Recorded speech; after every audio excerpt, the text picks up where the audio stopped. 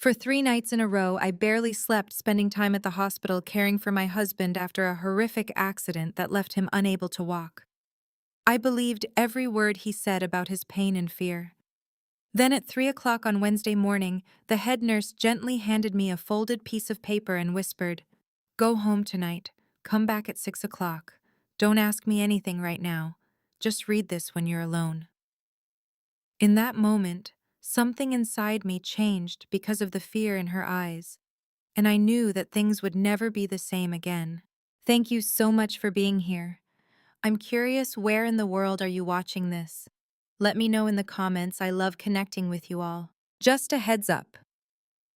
This story contains fictional elements created for educational value. Any resemblance to specific names or locations is unintentional. The message, however, is something I hope you'll carry with you. 3 in the morning at Massachusetts General Hospital felt like being trapped inside a whale's belly, cold, clinical, and utterly suffocating.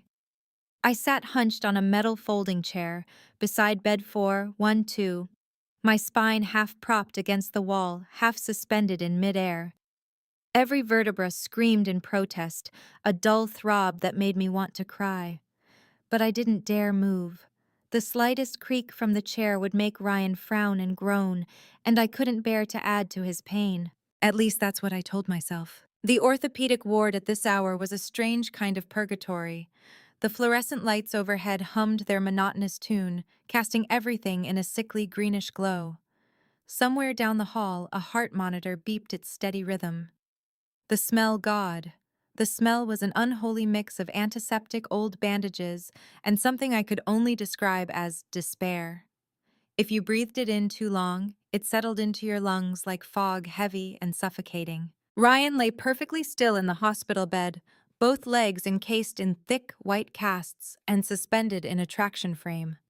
He looked like a broken marionette, strings cut limbs at odd angles. His eyes were closed, but his face was twisted in pain, even in sleep. Beads of sweat dotted his forehead, despite the room being cold enough to see my breath. I reached over and adjusted the thin blanket covering his chest, careful not to jostle the IV line snaking into his left arm. He stirred slightly and I froze. "Emma?" His voice was barely a whisper, rough and cracked. "I'm here." I leaned forward, brushing a damp strand of dark hair from his forehead. "Do you need water?" He nodded weakly. I grabbed the plastic cup from the bedside table, stuck a straw in it, and held it to his lips. He took a few sips, wincing with each swallow, like even that small movement caused him agony. "Thank you," he breathed. "I don't know what I'd do without you." I forced a smile, even though he couldn't see it clearly in the dim light. "You'd manage. You're strong." "No." His hand fumbled for mine, his grip surprisingly tight for someone who claimed to be in excruciating pain. "I'm terrified, Em. What if I never walk again? What if I'm stuck in a wheelchair for the rest of my life?" My throat tightened. "Don't think like that. Dr. Walsh said it's too early to know." "Dr. Walsh said there's nerve compression," Ryan cut in, his voice breaking. "He said I might never regain full mobility. Emma, what if I'm useless? What if you're stuck taking care of a cripple?" "Stop." I squeezed his hand, fighting back the sting in my eyes. "You're not useless, and I'm not going anywhere. We're in this together. That's what marriage means, right? For better or worse." He looked at me, then really looked at me, and his bloodshot eyes filled with tears. "I don't deserve you." I didn't know what to say to that, so I just kissed his knuckles and sat back down. People always asked me the same question when they found out what I did for a living. "You're a corporate lawyer. You deal with contracts, fraud cases, risk mitigation. How did you not see the signs?" The truth, I did see them. Small things. The way Ryan had become evasive about his company's finances over the past 6 months. How he'd suddenly started locking his phone when he never used to care if I glanced at it. The late-night client meetings that smelled more like whiskey than business. The way he'd snap at me over nothing, then apologize with expensive flowers the next day. But when you love someone, you explain away the red flags. You tell yourself he's just stressed. The real estate market is tough. He's working hard to provide for us. You don't want to be the paranoid wife who audits her own husband like he's a hostile witness in a boardroom. I'd spent the last 8 years of my career protecting corporations from internal fraud, reviewing contracts for hidden liabilities, and advising C-suite executives on how to avoid legal disaster. But when it came to my own marriage, I'd turned off that part of my brain. I wanted to be a wife, not a lawyer. And maybe, just maybe, Ryan had been counting on that. The door to the room creaked open, and I turned to see Amber Rhodes slip inside. She was 26, blonde, petite, with the kind of bright smile that made you want to trust her immediately. She'd been Ryan's personal assistant for the past year, and since the accident, she'd been a godsend, running errands, handling paperwork, bringing meals. "Hey," she whispered, holding up a paper bag. "I brought some soup from that place on Newberry Street. I figured you hadn't eaten." I hadn't. I couldn't even remember the last time I'd had a proper meal. "Amber, you didn't have to. It's 2 in the morning." She shrugged, setting the bag on the small table by the window.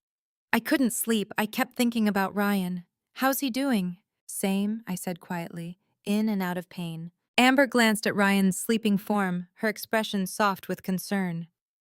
"He's lucky to have you, Emma. Not every wife would camp out in a hospital for 3 days straight." I wanted to say that any wife would do the same, but the exhaustion made me too tired to argue. "Thanks for everything you've been doing. I don't know how we'd manage without you." "It's nothing," she said, but there was something in her eyes, something I couldn't quite name. Guilt. Pity. I was too drained to analyze it. After Amber left, I settled back into the chair, pulling a thin blanket over my lap. My eyes drifted to Ryan's legs, still elevated in that awful contraption. I reached out absently, adjusting the pillow beneath his right calf. The moment my fingers brushed the cast, Ryan flinched hard. His whole body jerked like I'd hit him with a cattle prod. "Ow, Jesus, and be careful." I yanked my hand back. "I'm sorry, I didn't mean—" "It's fine," he muttered, closing his eyes again. "Just, it hurts. Everything hurts." I stared at him for a long moment, my heart pounding for reasons I couldn't explain. That reaction had been too sharp, too fast, almost like, "No, stop it, Emma. He's in pain. Of course he's sensitive." But deep down in that quiet corner of my mind where logic lived, a voice whispered, "That didn't look like pain. That looked like surprise." I shook my head, trying to silence it. I was exhausted, paranoid, seeing things that weren't there. Still, as I sat back and pulled the blanket tighter around myself, I couldn't shake the feeling that something wasn't right. Something about the way Ryan's eyes had snapped open, the way his breath had caught, the way he'd looked at me, not with pain, but with something closer to panic. I told myself it was just the drugs, the stress, the trauma of the accident. But the voice in my head whispered again, quieter this time. "This isn't right." I was gathering my things, my purse, my jacket, the half-empty coffee cup that had gone cold hours ago when I felt a hand on my shoulder. I nearly jumped out of my skin. "Mrs. Blackwood," the voice was low, urgent.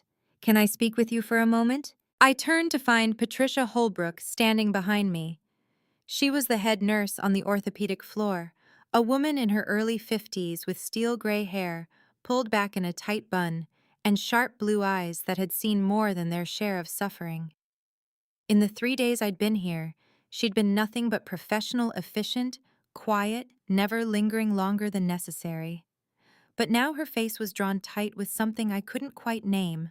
"Concern, fear. Of course," I said, keeping my voice low so as not to wake Ryan. "Is something wrong? Is it his medication?" Patricia shook her head, glancing over her shoulder at the doorway. The hallway beyond was empty, illuminated only by the dim emergency lighting that cast long shadows on the linoleum floor. "Not here," she murmured. "Follow me." My pulse quickened. I grabbed my purse and trailed after her, my sneakers squeaking softly against the floor. She led me down the corridor past the nurse's station, where a young resident sat hunched over a computer screen, and around a corner into a small alcove near the supply closet. The fluorescent light overhead flickered, buzzing like a dying insect. Patricia turned to face me, and for the first time I saw the conflict in her eyes. Her hands were trembling. "Mrs. Blackwood." "Emma, I don't know how to say this, so I'm just going to say it." She reached into the pocket of her scrubs and pulled out a folded piece of paper. "Go home tonight. Come back at 6 in the morning. Don't ask me any questions right now. Just read this when you're alone." She pressed the note into my palm, her grip firm and insistent. Before I could respond, she turned and walked away, her white sneakers making no sound on the floor. I stood there frozen, staring at the folded paper in my hand. It was warm from being in her pocket, slightly damp from her nervous sweat. My fingers shook as I unfolded it. The handwriting was hurried, almost frantic, scrawled in blue ink. Go home tonight. Come back 6 a.m. tomorrow. Don't ask questions. Last night at 2 a.m. I saw him walking. The words blurred in front of my eyes. I read them again and again. I saw him walking. The hallway tilted. I pressed my back against the wall, my legs suddenly unsteady. My breath came in short, shallow gasps like I'd just run a marathon. Walking. Ryan, walking. The man who'd been told he might never walk again. The man whose legs were supposedly so damaged that even the doctors weren't sure if he'd ever regain mobility. The man I'd been caring for, sleeping in a chair, for sacrificing everything for. Walking. No, I whispered to the empty hallway. No, that's not possible. But even as I said it, my mind was racing back through the last 3 days. The way Ryan always seemed to know when I was about to touch his legs, flinching before I even made contact. How he'd been so insistent that I go home at night, always at the same time, always around 2 in the morning. The way Amber always seemed to show up right after I left, bringing food, staying for hours. And tonight the way his whole body had jerked when I'd barely grazed his cast. That hadn't been pain. That had been reflex. Surprise. Like someone who'd been caught off guard. I folded the note and shoved it into my jeans pocket, my hands still shaking. My throat felt tight, my chest constricted. Part of me wanted to march back into that room and rip the blankets off Ryan's legs, demand the truth. But another part, the part that had spent 8 years as a lawyer, the part that knew how to play the long game, told me to wait. If this was true, if he was lying, I needed proof. Real proof. Not just the word of a nurse who could lose her job for telling me this. Not just my own paranoid suspicions. I needed to see it with my own eyes. I walked to the elevator in a daze, my legs moving on autopilot. The doors opened with a soft ding and I stepped inside, pressing the button for the parking garage. As the elevator descended, I caught my reflection in the polished steel doors. I looked like a ghost, pale, hollow-eyed, trembling. But beneath the exhaustion, something else was starting to take shape. Anger. The drive home was a blur. I barely registered the streets, the traffic lights, the late-night pedestrians stumbling out of bars in the back bay.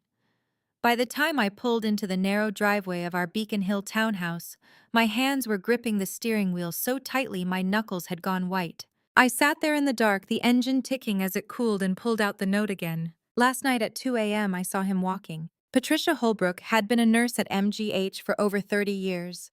She had no reason to lie to me, no reason to risk her career, her reputation, just to cause trouble. If anything, she'd probably agonized over whether to say something at all. Which meant she was telling the truth. Which meant my husband, the man I'd loved for 10 years, the man I'd built a life with, the man I'd been ready to sacrifice everything for, was lying to me. I opened my laptop right there in the car, the screen's blue glow harsh in the darkness. My fingers hovered over the keyboard for a moment before I typed, "How to get hospital security footage." The results flooded the screen. Legal procedures, privacy laws, HIPAA regulations, none of it mattered. I scrolled through page after page, my eyes scanning for anything useful. Then I saw it, a Reddit thread from 2 years ago. Someone asking the same question. And in the replies, buried halfway down, a comment that made my heart stop. You can't get it legally unless you're law enforcement, but if you know someone in IT or digital forensics, they might be able to help. Hospitals have blind spots in their cybersecurity. I'm not saying you should do this, but people have ways. I stared at the screen, my mind already turning. Eric Townsend. We'd gone to law school together, spent late nights in the library arguing over contract law and constitutional theory.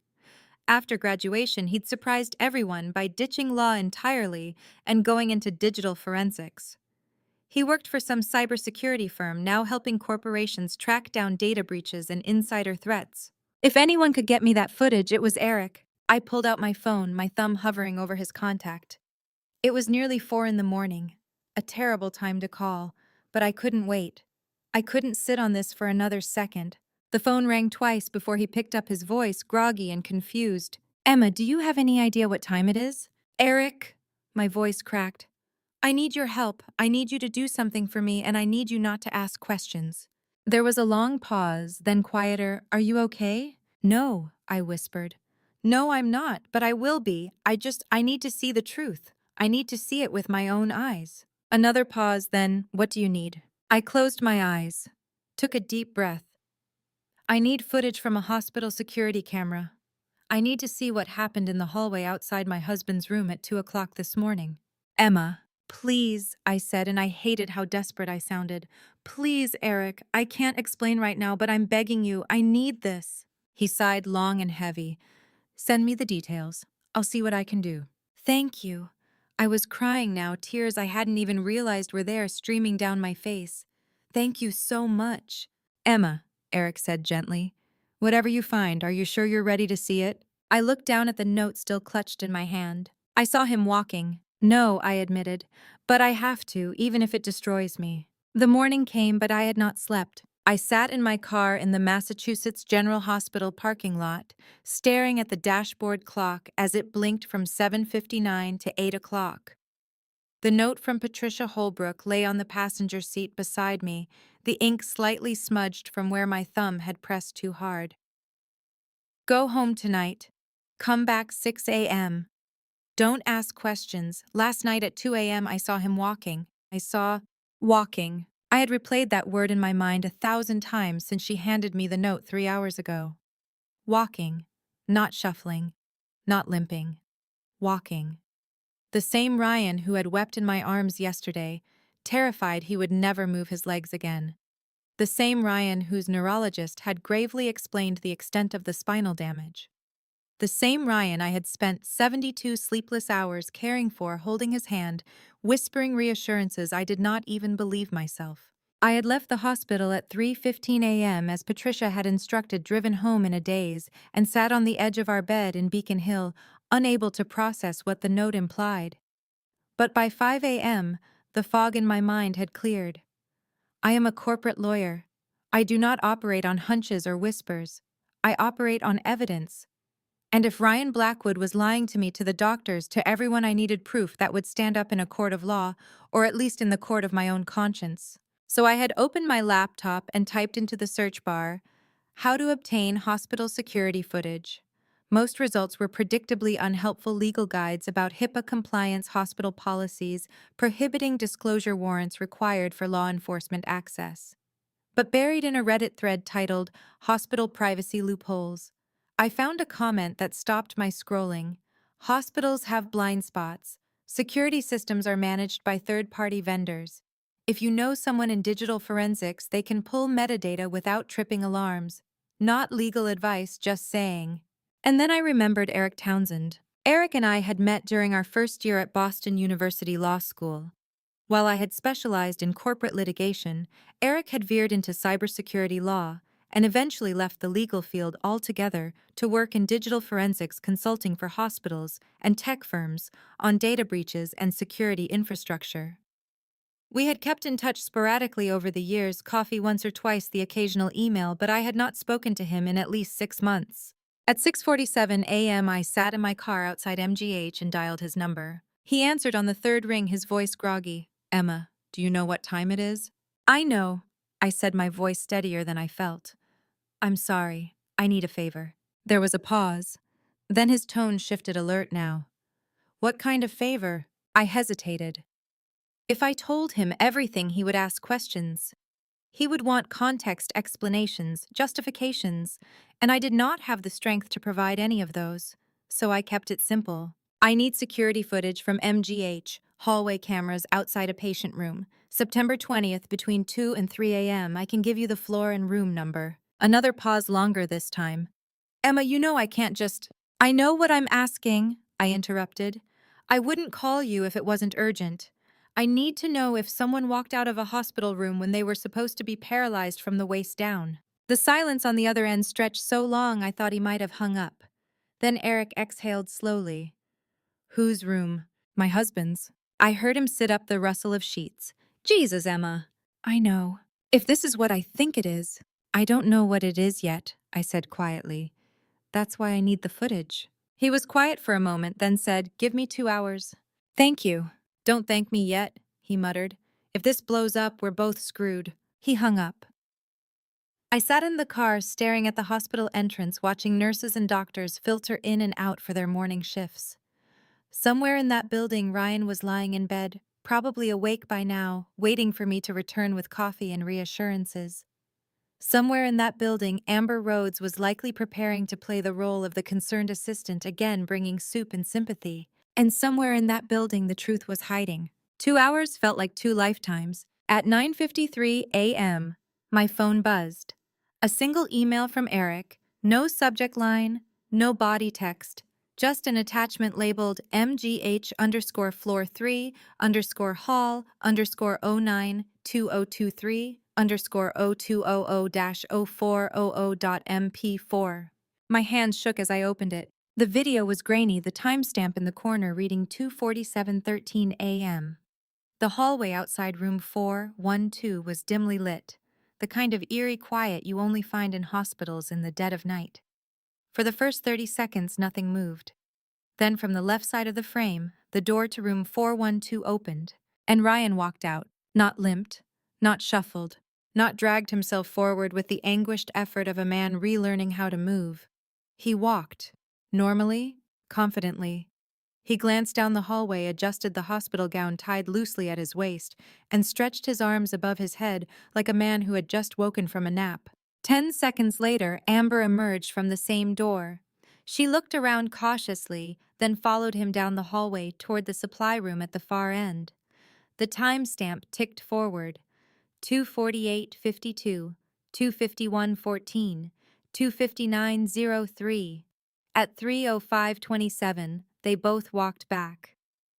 Amber laughing at something Ryan had said, her hand brushing his arm. They disappeared into room 412 again. 18 minutes. I watched the video 3 times. The first time I felt nothing, my mind refusing to process what my eyes were seeing. The second time my chest tightened, my breath coming shallow and fast. The third time I cried. Not the kind of crying that comes with sadness, but the kind that comes with rage, the hot, silent tears that burn as they fall. I sat in that parking lot for another 10 minutes, staring at the paused frame on my phone. Ryan Blackwood standing upright in a hospital hallway at 2:47 a.m., a man who was supposed to be paralyzed. Then I wiped my face, opened the Notes app on my phone, and typed, Step 1. Do not let him know I have discovered the truth. I stared at the words for a moment, then added another line beneath them. The gentle wife is gone. The woman who remains is colder, sharper, and far angrier. I locked my phone, started the car, and drove out of the parking lot. I did not go back into the hospital. Not yet. Because if I walked into that room now, Ryan would see it on my face. And I could not afford that. Not until I knew everything. I had 2 choices: confront him or play along. I chose the latter. At 10 o'clock that morning, I walked back into Massachusetts General Hospital room 412 with a container of chicken congee from the deli on Charles Street, and a smile I had practiced in the rearview mirror of my car. My hands were steady, my voice was calm. I had spent the last hour reminding myself that I was a corporate lawyer trained to negotiate billion-dollar mergers without flinching, and I could certainly lie to my husband for one afternoon. Ryan was sitting up in bed, his face pale and drawn, his hands resting limply on the blanket. He looked up when I entered, and his eyes brightened with what I might have once believed was genuine relief. Emma, he breathed. I was starting to worry. You were gone so long. I went home to shower and grab some food, I said, setting the congee on the tray beside his bed. You need to eat something real. Hospital food is terrible. He smiled weakly. You're too good to me. I sat in the chair beside him, reaching for his hand. His fingers were warm, solid, alive. I thought of the video footage, the way he had stretched his arms above his head in that hallway at 2:47 a.m., the casual confidence in his stride. I squeezed his hand gently. How are you feeling? I asked. Tired, he said. The pain medication makes me drowsy. And my legs. He trailed off, his jaw tightening.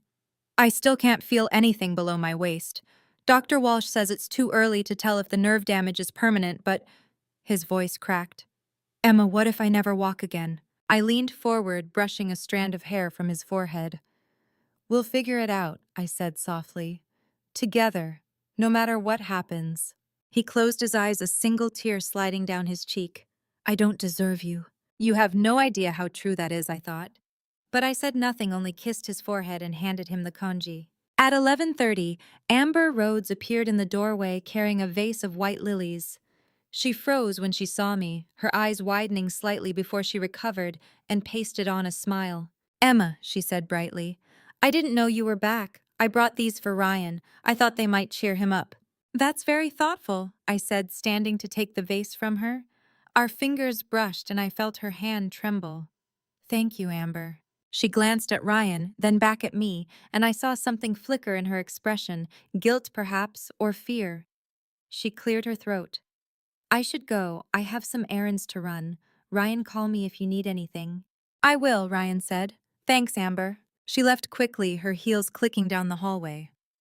I set the lilies on the windowsill and turned back to Ryan, who was staring at the flowers with an unreadable expression. "She's been so helpful," he said quietly. "I don't know what I'd do without her." "She cares about you," I said, my voice even. "That's clear." At 1 o'clock, Margaret Blackwood arrived. Ryan's mother swept into the room like a storm, her silver hair pinned back, her eyes red-rimmed and swollen. She barely acknowledged me before rushing to Ryan's bedside, clutching his hand and sobbing. "My boy," she wept. "My poor boy, this is unbearable. How could this happen?" "Mom, please," Ryan said, his voice hoarse. "I'm okay, really." "You're not okay?" Margaret snapped, turning to glare at me. "Emma, why are you just sitting there? Why aren't you doing something?" I blinked, taken aback. "Margaret, The doctors say he needs surgery," she continued, her voice rising. "Experimental procedures, specialist rehabilitation. Do you know how much that costs? The insurance won't cover half of it." "We're looking into options," I said carefully. "Options?" Margaret's voice broke. "Emma, you have a house. A beautiful house in Beacon Hill that's worth over $1 million. Sell it, use the money to save my son." The room went silent. Ryan stared at his mother, his face pale. "Mom, we can't." "Why not?" Margaret demanded. "It's just a house. Ryan is your husband. He's my son. His life is worth more than brick and mortar." I felt my stomach twist. The house. The Beacon Hill townhouse we had bought together 3 years ago, the place I had poured my savings into, the home I had imagined raising children in. And now Margaret wanted me to sell it. "I'll think about it," I said quietly. Margaret's eyes narrowed. "You'll think about it? What kind of wife are you?" "Margaret," Ryan said sharply. "That's enough." She turned away, dabbing at her eyes with a tissue. "I'm sorry, I'm just so upset. I can't lose you, Ryan. You're all I have." I excused myself and left the room, walking quickly down the hallway until I reached the stairwell, where I leaned against the cool concrete wall and pressed my palms to my eyes. Margaret's words echoed in my head. Sell the house. Save my son. But Ryan did not need saving. He was not paralyzed. He was lying. And somehow I had to prove it without destroying myself in the process. At 3 o'clock, I returned to my office at Sterling and Associates on the 18th floor of a glass tower in downtown Boston. The firm was quiet, most of the associates buried in their cubicles, the hum of fluorescent lights, the only sound. I sat at my desk and stared at my computer screen, the words of the contract I was supposed to be reviewing blurring into nonsense. A knock on my door startled me. I looked up to see Sarah Mitchell standing in the doorway, her arms crossed, her expression concerned. Sarah was 10 years my senior, a senior partner specializing in corporate fraud litigation. We had worked together on a dozen cases over the past 5 years, and she had always been kind to me, more mentor than colleague. She had auburn hair that fell in waves to her shoulders, sharp green eyes, and a no-nonsense demeanor that commanded respect. "Emma," she said quietly, "can I come in?" I nodded, and she closed the door behind her, sitting in the chair across from my desk. "You look like hell," she said bluntly. I managed a weak smile. "Thanks, you always know how to cheer me up." "I'm serious," Sarah said, leaning forward. "You've been distracted all week. You missed 2 client meetings. You haven't responded to any of my emails. And now you're sitting here staring at a blank screen like you've seen a ghost." She paused. "What's really going on?" I opened my mouth to say something dismissive, something about Ryan's accident and stress and lack of sleep. But then I looked at Sarah, really looked at her, and I saw the genuine concern in her eyes. She was not asking out of curiosity or obligation. She was asking because she cared. And I realized with a sudden overwhelming clarity that I could not do this alone. "Sarah," I said slowly, If I tell you something, can I trust you to keep it between us? She did not hesitate, always. I took a deep breath, my hands trembling in my lap. I thought of the video footage of Ryan walking down that hallway, of Amber's guilty eyes, of Margaret's tears. I thought of the mask I had worn all day, the smile I had forced, the lies I had told. And I thought, I need someone, but can I trust her? Sarah locked the door to her office, and I broke. I told her everything. The note from Patricia Holbrook, the video footage Eric had sent me, Ryan walking down that hallway at 2:47 a.m., stretching his arms like a man without a care, Amber following him into the supply room, the 18 minutes, Margaret's demand that I sell the house to save a son who did not need saving. Sarah listened without interrupting, her green eyes fixed on mine, her expression growing harder with every sentence. When I finished, I felt hollow, wrung out. "Show me the video," Sarah said quietly. I handed her my phone. She watched in silence, her jaw tightening as Ryan walked across the screen. When it ended, she set the phone down and exhaled slowly. "That son of a bitch," she said. I laughed, a sharp, broken sound. "Yeah." Sarah looked at me for a long moment, then reached across the desk and took my hand. "Emma, we are going to destroy him. Legally, methodically, and completely. But you need to be smart. You can't confront him yet. You need more evidence. You need to know what he's planning, why he's doing this, and who else is involved." "I know," I said. "But Sarah, it's killing me. I had to sit there today and smile while he cried about never walking again. I had to listen to his mother call me a bad wife." "Your house," Sarah repeated. "Do you have the deed?" "It's in the safe at home. Secure every document related to that property. Deed, title, insurance, mortgage records. And change every password you have. Bank accounts, email, investments, all of it. Now."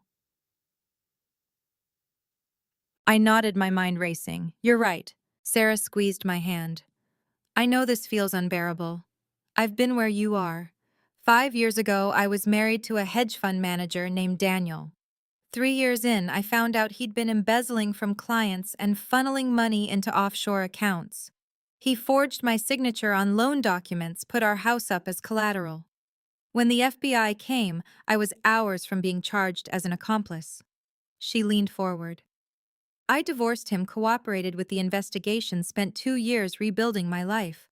It's why I went into fraud litigation. So when I tell you we're going to take him down, I mean it. You're not alone." I felt tears prick my eyes. "Thank you. Go home. Secure your documents. Change your passwords. Keep playing the devoted wife. We'll figure out the next step tomorrow." I left at 7, driving through darkening streets toward Beacon Hill. I pulled up in front of 32 Louisburg Square at 8:15. The townhouse stood tall and elegant, its brick facade glowing under the streetlights. I had bought this house 2 years ago, 6 months after my mother died. She had left me a modest inheritance, and I had used every penny as a down payment. I stood in the foyer, remembering a Sunday afternoon when my mother and I had sat together going over the realtor's listing. She had pointed to the photo of the fireplace and said, "This is the one, Emma. This house is your roots. Never let anyone take it from you." I walked upstairs and opened the safe behind a painting of Boston Harbor. Inside were the deed, our marriage certificate, insurance policies, financial records. I pulled out every document and laid them on the bed. Then I sat at my laptop and began changing passwords. Bank of America, Charles Schwab, Gmail. Every account, I had every digital trace of my life I locked down. It took an hour. When I finished, I felt a grim satisfaction. Ryan could not touch any of it now. At 9:30, I stepped outside to take the trash to the curb. The street was quiet, only the distant hum of traffic on Charles Street. As I set the bin down, I heard a voice. "Rough day." I turned to see a man on the steps of the house next door. He was tall, maybe 6 feet, with dark hair graying at the temples and kind brown eyes. He wore a flannel shirt and jeans, a tape measure clipped to his belt. "I'm Owen Whitmore," he said, stepping onto the sidewalk. "I'm renovating next door. Just moved in last week. I saw you come home earlier. You looked upset." I managed a weak smile. "Long day." He nodded. "I get it. I'm an architect, so I'm used to long days. But if you ever need someone to talk to, or if you need help with anything, I'm right next door." There was something warm and genuine in his voice. I nodded. Thank you. I appreciate that. He smiled and turned back toward his house. I watched him go, then walked inside. My phone rang as I closed the door. Ryan's name lit up the screen. I took a deep breath and answered. Hey, I said, my voice soft and sweet. Emma, Ryan said, loneliness in his voice. I miss you. Can you come back tonight? I hate being here alone. I looked at my reflection in the hallway mirror. My face was calm, my smile gentle, but my eyes were cold. Of course, I said. I'll be there soon. Wait for me. I hung up and stood there staring at the woman in the mirror. She looked like me, but she was someone else now. Someone colder, sharper, angrier, and she was just getting started. For 2 days I played the devoted wife, and then the pressure began to mount. I spent every evening at Massachusetts General Hospital, sitting beside Ryan's bed, holding his hand, listening to his fears about never walking again. I smiled when Margaret visited. I thanked Amber when she brought coffee. I nodded sympathetically when Dr. Walsh explained the uncertain prognosis and the experimental surgical options that might restore function to Ryan's legs. I did not sleep. I barely ate. Every word I spoke felt like a lie, every touch like a betrayal of myself. But I kept the mask in place because Sarah had been right. I needed more evidence. I needed to understand the full scope of what Ryan was planning before I could act. On the morning of the 6th day, I was sitting in the living room of 32 Lewisburg Square, drinking coffee and reviewing case files for work when the doorbell rang. I opened the door to find Margaret and Tyler standing on the steps. Margaret's face was pale and drawn, her silver hair pulled back in a tight bun. She wore a simple black cardigan and clutched a tissue in one hand. Tyler stood beside her, his hands shoved into the pockets of his jacket, his expression unreadable. Tyler Blackwood was Ryan's younger brother, 31 years old, a paramedic who worked long shifts at Boston EMS. I had always liked Tyler. He was quieter than Ryan, more thoughtful, the kind of man who listened more than he spoke. But today he would not meet my eyes. Emma, Margaret said, her voice trembling, we need to talk. I stepped aside and let them in. Margaret walked into the living room and sank onto the sofa while Tyler remained standing near the fireplace staring at the floor. What's wrong? I asked, though I already knew. Margaret looked up at me, tears streaming down her face. Emma, Ryan's condition is getting worse. Dr. Walsh says he needs a specialized surgery. There's a neurosurgeon in New York, one of the best in the country, who might be able to repair the nerve damage. But the procedure isn't covered by insurance. It costs $150,000. I felt my stomach tighten. Margaret, I know it's a lot of money, she interrupted. But Emma, this house is worth over $1 million. If you sell it, you and Ryan can rent an apartment while he recovers. You're young, you can rebuild. But if we don't act now, Ryan might never walk again. I looked at Tyler. He was staring at the painting above the mantel, his jaw clenched, his hands balled into fists in his pockets. There was something in his posture, a tension, a guilt that made my breath catch. Tyler, I said quietly, what do you think? He flinched as though I had struck him. Then he turned to look at me, and I saw it, the apology in his eyes, the silent, desperate plea for forgiveness. I think, he trailed off, swallowing hard. I think you should do what's best for you, Emma. Margaret turned to glare at him. Tyler, what are you saying? This is your brother. I know, Tyler said, his voice hoarse, but it's Emma's house. Margaret stood, her face flushed with anger. Emma, I am begging you. Please, Ryan is my son. He's your husband. Don't let him suffer because of a house. I looked at her, at the tears on her face, at the genuine desperation in her voice. She believed every word she was saying. She truly thought Ryan was paralyzed, that he needed this surgery, that I was the only one who could save him. I'm considering it, I said carefully, but I need time. Selling a house isn't something you do overnight. I have to talk to a realtor, review the mortgage, figure out the logistics. Margaret wiped her eyes. How much time? A few weeks, I said. Maybe a month. A month! Margaret's voice rose. Emma, Ryan doesn't have a month. Every day that passes, the nerve damage gets worse. I understand, I said, but I can't just sell the house without thinking it through. Please, Margaret, give me time. She stared at me for a long moment, then nodded stiffly. Fine. But Emma, I hope you remember this conversation when you're living in this house alone, and my son is in a wheelchair for the rest of his life. She turned and walked out, her heels clicking sharply on the hardwood floor. Tyler lingered for a moment, his eyes meeting mine. I'm sorry, he said quietly. Then he followed his mother out the door. I stood in the living room staring at the closed door, my heart pounding. Tyler knew something. I was certain of it. But what and why wouldn't he tell me? Why wouldn't he? At 2 o'clock that afternoon, I sat across from Richard Thornton in his office on the 14th floor of a sleek glass building downtown. Richard was 45 with sharp features, graying hair, and the kind of calm, measured demeanor that made you trust him instantly. Sarah had recommended him, and after one phone call, he had agreed to meet with me. I had brought the video footage, the note from Patricia Holbrook, and a timeline of everything that had happened since Ryan's accident. Richard watched the video 3 times without speaking. Then he set my phone down and leaned back in his chair. "This is fraud," he said simply.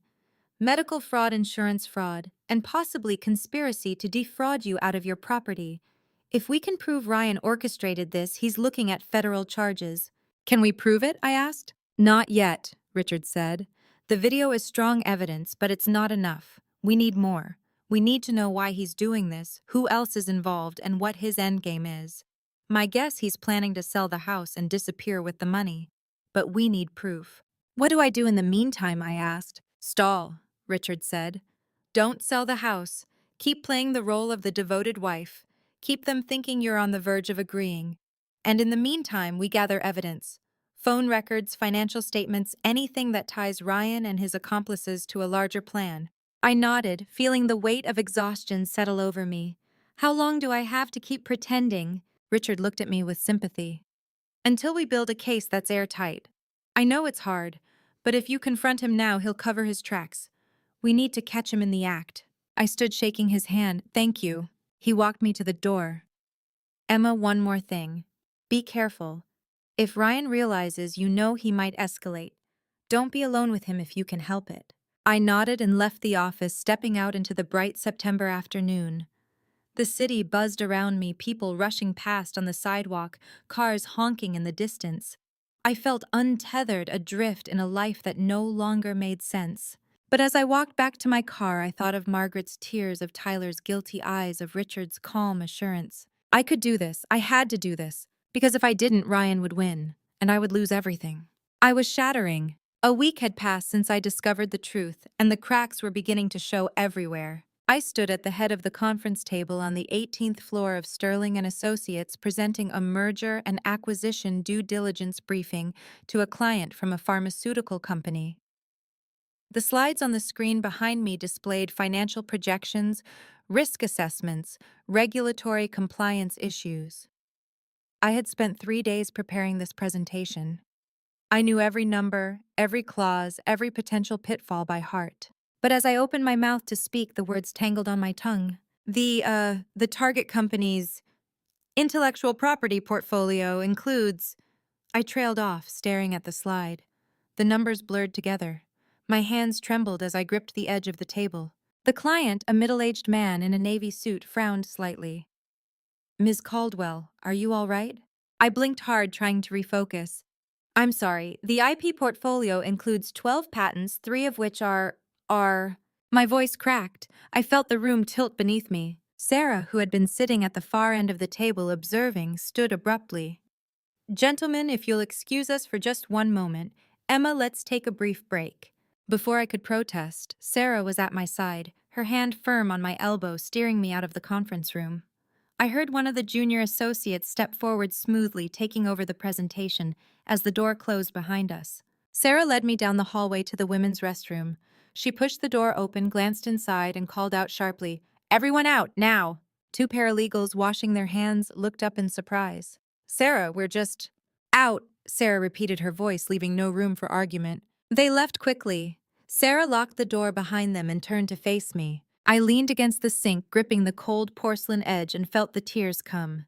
Not the quiet, controlled tears I had shed in my car a week ago, but the kind that tore out of me in ragged, gasping sobs that I couldn't contain. "I can't do this," I choked out. "Sarah, I can't keep doing this. I stand in front of clients and I can't remember what I'm supposed to say. I go to the hospital and I sit beside him and I smile and I hold his hand and I want to scream. I don't know how much longer I can keep pretending." Sarah moved closer, placing both hands firmly on my shoulders. "Emma, look at me." I raised my head, meeting her eyes in the mirror above the sink. You can do this, Sarah said firmly, because you're stronger than he is, you're smarter than he is, and you're not alone in this. I'm here, Richard is here, Eric is helping, we are going to take him down, but you have to hold on just a little bit longer. How much longer? I whispered desperately. Until we have everything we need, Sarah said. Richard is working on subpoenaing phone records. Eric is digging into financial transactions. And you are going to keep playing the devoted wife until we have an airtight case. I know it's hell, but you're almost there. I wiped my face with shaking hands. What if I break before then? You won't, Sarah said with absolute certainty. Because I won't let you. She pulled me into a hug, fierce and unexpected. I closed my eyes and let myself lean into her strength for just a moment. Take the rest of the day off, Sarah murmured against my hair. Go home, rest. I'll handle the client and smooth everything over. I nodded, too exhausted to argue. At 6 o'clock that evening, I sat on the front steps of 32 Louisburg Square staring at the street. The September air was cool and crisp, the sky fading from pale blue to deep purple. Beacon Hill was quiet, the usual bustle of the city, muted by the narrow, tree-lined streets. I had come home changed into jeans and a sweater and found myself unable to go back inside. The house felt too big, too empty, too full of memories I no longer trusted. I heard footsteps on the sidewalk and looked up to see Owen Whitmore walking toward me. He wore a gray Henley and jeans, a laptop bag slung over his shoulder, architectural plans rolled up under one arm. He paused when he saw me sitting there. Tough day, he asked gently. I managed a weak smile. You could say that. He walked up the steps and stood beside me, looking out at the street. Then he reached into his bag and pulled out a bottle of water, handing it to me without a word. Here, he said. You look like you could use this. I took the bottle, surprised by the simple kindness. Thanks. He sat down on the step beside me, not too close, just near enough to be a comforting presence. He did not ask what was wrong. He did not pry. He just sat there quiet and solid. I don't know you very well, Owen said after a moment. But I can tell you're going through something difficult. And I just want you to know that whatever it is, it's going to be okay. Trust me. I looked at him, at the kindness in his brown eyes, the calm certainty in his voice. I wanted desperately to believe him. How do you know? I asked. Because you're still here, Owen said simply. You're still standing. That means you're stronger than whatever's trying to knock you down. I felt tears prick my eyes again, but this time I did not let them fall. I nodded slowly. Thank you, I said quietly. Owen smiled and stood up, brushing off his jeans. Anytime, neighbor, I mean it. If you need anything at all, I'm right next door. He walked to his house and I watched him go, feeling something loosen in my chest. Not hope exactly, but something close to it. My phone rang suddenly. I pulled it from my pocket and saw Eric's name on the screen. My heart began to pound hard. Eric, I answered. Emma, he said, his voice tight with urgency. I found something big. You need to see this now. I stood quickly, gripping the phone. What did you find? Not over the phone, Eric said firmly. Can you meet me tomorrow morning, 8 a.m., my office? Yes, I said without hesitation. I'll be there. Emma, Eric said, his voice softening slightly. This is going to change everything. Be ready. He hung up. I stood on the steps of my house, the water bottle cold in my hand, and stared at the darkening sky above Beacon Hill. My heart pounded in my chest. Whatever Eric had found, it was the breakthrough I needed. And I was ready. September 27th, 2023. I met Eric at a quiet cafe in Cambridge. That morning, I drove across the Charles River as the sun rose over the city, turning the water gold. My hands gripped the steering wheel tightly, my mind racing with possibilities and fears I didn't want to name. Eric had said he found something big, something that would change everything. I didn't know if I was ready to hear it, but I knew I had no choice. I parked on a side street near Harvard Square and walked 2 blocks to a small cafe tucked between a bookstore and a flower shop. It was barely 8 o'clock and the place was nearly empty. The smell of fresh coffee and pastries filled the air, but my stomach was too tight to consider eating. Eric sat in the back corner, his laptop open, 2 cups of coffee already on the table. He looked up when I entered, his expression grim. Emma, he said, standing. Sit down. I slid into the chair across from him, my pulse racing. What did you find? Eric turned the laptop to face me. Your husband didn't just fake his injuries, he staged the entire accident. I stared at him. What? Eric pulled up a video file. I accessed traffic camera footage from the intersection where Ryan's accident occurred. Watch. He pressed play. The screen showed a grainy black and white view of a Boston intersection at night. The timestamp read September 17th, 2023, 11:47 p.m. Cars moved through the frame in jerky motions, their headlights leaving brief trails across the screen. Then from the left, I saw Ryan's silver Audi enter the frame. It was moving at a normal speed, no swerving, no signs of distress. Then abruptly the brake lights flared. The car decelerated sharply, veering toward the concrete barrier on the right side of the road. It struck the wall at a precise angle the impact calculated controlled. The car stopped. For a moment, nothing moved. Then the driver's side door opened and Ryan stepped out. He walked around the car, inspecting the damage with the calm deliberation of someone examining a piece of furniture he was considering buying. He touched the dented hood, nodded to himself as though satisfied with his work, then got back inside. 30 seconds later, he climbed out again and collapsed onto the pavement. I felt my breath catch. "He staged it," I whispered. "Yes," Eric said. "Look at the angle of impact, 35 degrees. The speed at the moment of collision was 23 miles per hour. That's not a loss of control. That's a calculation.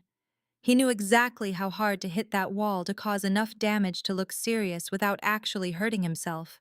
I stared at the screen, watching the loop replay. Ryan inspecting the car. Ryan collapsing. Ryan staging his own paralysis. My mind struggled to process what my eyes were seeing. This wasn't an accident. This was theater. And I had been his most devoted audience member. "How did you figure this out?" I asked. Eric leaned back in his chair. "After I sent you the hallway footage, I kept digging. I wanted to understand why Ryan would fake paralysis, so I started looking into his digital footprint, search history, browser, cache, cloud storage, and I found this." He pulled up a screenshot of a Google search history. The dates were from 2 weeks before the accident. How to stage a car accident without serious injury. Spinal injury symptoms. How long does paralysis recovery take? Insurance payout for permanent disability. I felt my stomach twist. "He researched it," I said, my voice hollow. "He planned this. Down to the minute," Eric said. "Emma, this wasn't a spur-of-the-moment decision. This was premeditated. He staged the accident, faked the paralysis, and convinced everyone, including the doctors, that he was seriously injured. The question is why?" I thought of Margaret's tears, her desperate pleas to sell the house. I thought of Tyler's guilty eyes, his whispered apology. I thought of Amber Rhodes standing in the hospital room with white lilies, her hands trembling as she handed them to me. "Money," I said quietly. "It has to be about money." Eric nodded. "That's my guess too, and that brings me to the second thing I found." He closed the traffic footage and opened a spreadsheet. Rows and rows of numbers filled the screen, dates and account numbers and transaction amounts that made my head spin. "I accessed Ryan's financial records," Eric said. "Bank statements, credit card transactions, investment accounts. And I found something strange. 6 months ago, there was a large transaction. A transfer of $1.4 million from an account linked to your home address." I felt the blood drain from my face. "What?" Eric pointed to a line on the spreadsheet. "September 2022, $1.4 million transferred from an escrow account to a shell company registered in Delaware. The shell company is called Beacon Property Holdings, LLC. Ever heard of it?" I shook my head, my mind reeling. "No, never." "Neither had I," Eric said. So I dug deeper. Beacon Property Holdings was created 6 months ago. The registered agent is a man named Gerald Moss. He's a notary public in Quincy. And according to public records, Beacon Property Holdings purchased a property in Beacon Hills 6 months ago. The address is 32 Lewisburg Square. I stared at him. "That's my house." "Exactly," Eric said. "Emma, I think Ryan sold your house 6 months ago without your knowledge. And I think he used forged documents to do it." The cafe seemed to tilt around me. I gripped the edge of the table, my knuckles white, fighting the wave of nausea that threatened to overwhelm me. "That's not possible," I said. "I live there. I pay the mortgage. I have the deed in my safe." "Are you sure?" Eric asked gently. I opened my mouth to say yes, but then I stopped. I had pulled the deed from the safe a week ago, when Sarah told me to secure my documents, but I had not looked at it closely. I had just assumed it was still valid. still mine.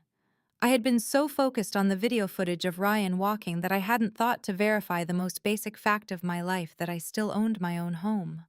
I need to go home, I said, standing abruptly. Eric grabbed my wrist. Emma, wait.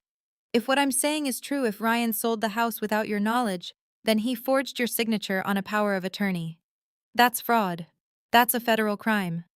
And if he did it 6 months ago, that means he's been planning this for a long time. I looked at him, at the concern in his eyes, and I felt the ground beneath me crack open. Why? I whispered. Why would he do this? I don't know, Eric said, but we're going to find out. I pulled my hand free and walked out of the cafe into the cool September morning. The sun was bright, the street filled with people heading to work, to class, to their normal, uncomplicated lives. Students with backpacks laughed as they walked past. A woman pushed a stroller. A man walked his dog. And I stood there alone, staring at the sky, and felt my world collapse. We spent the next 6 hours digging. I did not leave Eric's office until well past midnight. After I walked out of the Cambridge cafe that morning, my legs shaking and my mind reeling, Eric had called me back. Emma, he had said, his voice urgent. Don't go home yet. Come to my office. We need to figure out exactly what Ryan has done before he realizes we're on to him. So I had followed him to a converted warehouse in Somerville, where Eric ran his digital forensics consulting business. The space was industrial and sparse, exposed brick walls, high ceilings, rows of monitors glowing in the dim light. Eric sat me down at a workstation and pulled up chair beside me. Okay, he said. Let's start from the beginning. If Ryan sold your house 6 months ago, where did the money go? I stared at the screen, my mind still struggling to catch up. I don't know. Our joint account only has about $30,000 in it. I would have noticed if $1 million suddenly appeared. Which means he hid it, Eric said. He began typing rapidly, pulling up bank records, credit card statements, wire transfer histories. Let's see what we can find. At 2 in the afternoon, I called Sarah. Emma, Sarah answered on the first ring. Where are you? You didn't come back to the office after this morning. I'm with Eric, I said. Sarah, Ryan sold the house 6 months ago, without telling me. There was a long pause, then Sarah's voice, cold and sharp. That bastard. Emma, do you have proof? Eric found the transaction, I said. A shell company called Beacon Property Holdings bought the house for $1.4 million. But I never signed anything. I never agreed to sell, which means he forged your signature. Sarah finished. Emma, that's fraud. That's a felony. You need to get a copy of every document associated with that sale. Power of attorney, deed, transfer, closing papers, everything.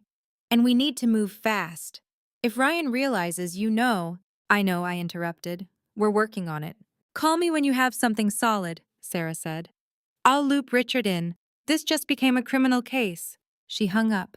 I set my phone down and turned back to Eric. Anything? I asked. Eric's face was grim. Yeah, and you're not going to like it. He turned the monitor toward me. On the screen was a detailed financial report, Ryan's bank accounts laid bare.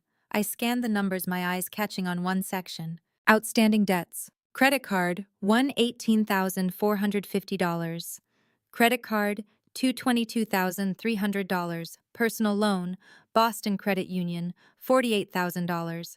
Private lender, Frank DeLuca, $375,000. I felt my stomach drop. $375,000. Who the hell is Frank DeLuca? A loan shark, Eric said quietly. I ran his name through public records. He has a history of high-interest lending, extortion, and intimidation. Emma, Ryan borrowed a massive amount of money from a very dangerous person. And according to this transaction history, the repayment deadline is 10 days from now. I stared at the screen, my pulse pounding in my ears. October 7th. Exactly, Eric said, which means Ryan is desperate, and desperate people do desperate things. He clicked to another screen. Now look at this. 6 months ago, on March 15th, a deposit of $1.2 million appeared in an offshore account registered in the Cayman Islands. The account is linked to Beacon Property Holdings. I did the math in my head. My house was worth $1.4 million. If he sold it for that amount, and $1.2 million ended up offshore, that leaves $200,000 unaccounted for. My guess, Eric said.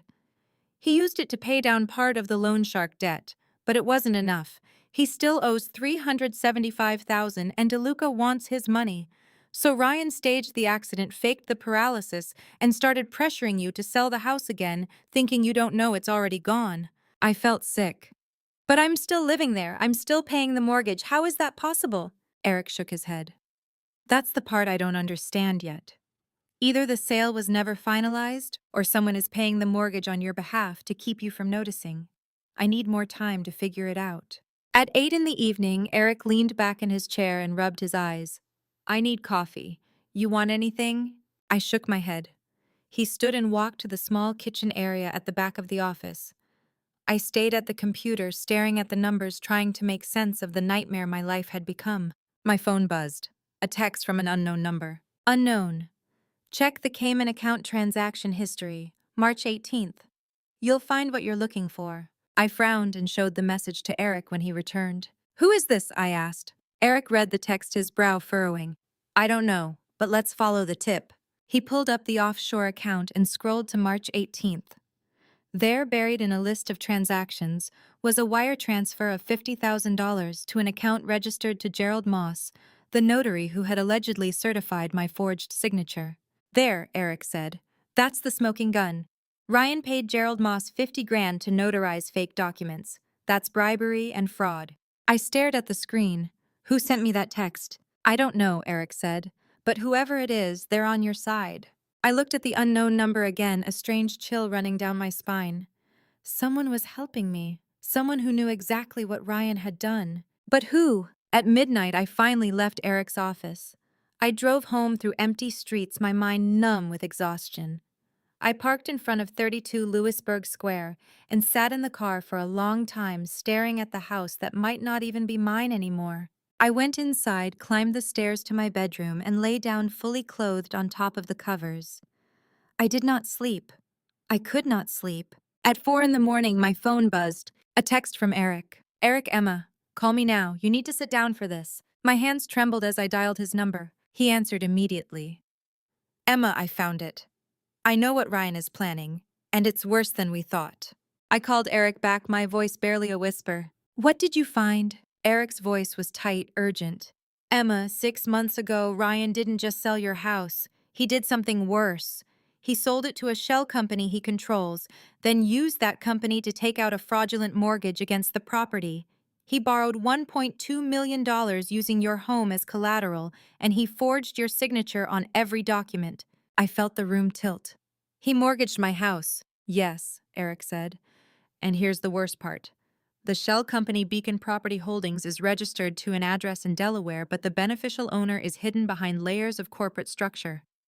I had to dig through 3 levels of holding companies to find it, but I finally traced it back. The ultimate owner is Amber Rhodes. My breath caught. Amber? Yes, Eric said. Amber is Ryan's accomplice. They created the shell company together. Ryan forged a power of attorney in your name, used it to sell the house to Beacon Property Holdings for $1.4 million. Then Beacon Property Holdings took out a mortgage for $1.2 million. The bank thought they were lending to a legitimate property owner. They had no idea the entire transaction was fraudulent. I sank to the floor, my back against the wall, my phone pressed to my ear. But I'm still living here. I'm still paying the mortgage. How is that possible? You're paying the old mortgage, Eric explained. The one you and Ryan took out when you bought the house 3 years ago. But there's a new mortgage on the property now, a fraudulent one taken out by Beacon Property Holdings. And according to the loan agreement, the first payment was due 2 months ago. It's already in default. I felt my heart stop. What does that mean? It means the bank is going to foreclose, Eric said. Emma, within the next few months, the bank is going to seize your house because Beacon Property Holdings isn't making payments. You'll lose everything. And by the time that happens, Ryan will be long gone with the $825,000 sitting in that offshore account. I pressed my hand to my mouth, tears streaming down my face. He stole my mother's house. He stole everything she left me. Yes, Eric said quietly. And he did it with terrifying precision. Emma, Ryan didn't just forge your signature. He created fake bank statements, fake tax returns, fake employment records. He knew you're a corporate lawyer, so he made the forgeries sophisticated enough to pass initial scrutiny. And Gerald Moss, the notary, he's not just some random guy, he's a professional document forger. I found records linking him to at least 6 other fraudulent real estate transactions in Massachusetts over the past 5 years. I couldn't breathe. The walls of my home, the home my mother had helped me buy, the place I had thought was mine, safe, permanent, it was all a lie. Ryan had stolen it, and I had been living in a house that no longer belonged to me. Emma, Eric said gently, are you okay? No, I whispered, I'm not okay. I'm sending you all the documents right now, Eric said. Bank records, corporate filings, the fraudulent power of attorney, everything. Forward them to Richard and Sarah. We have enough evidence to file criminal charges. Ryan is going to prison for this. I nodded even though he couldn't see me. Thank you, Eric. Emma, he said. I know this is hell, but you're not alone. We're going to take him down. I hung up and sat on the floor of my living room, staring at the fireplace. The same fireplace my mother had pointed to in that realtor's listing 2 years ago. This is your roots, Emma.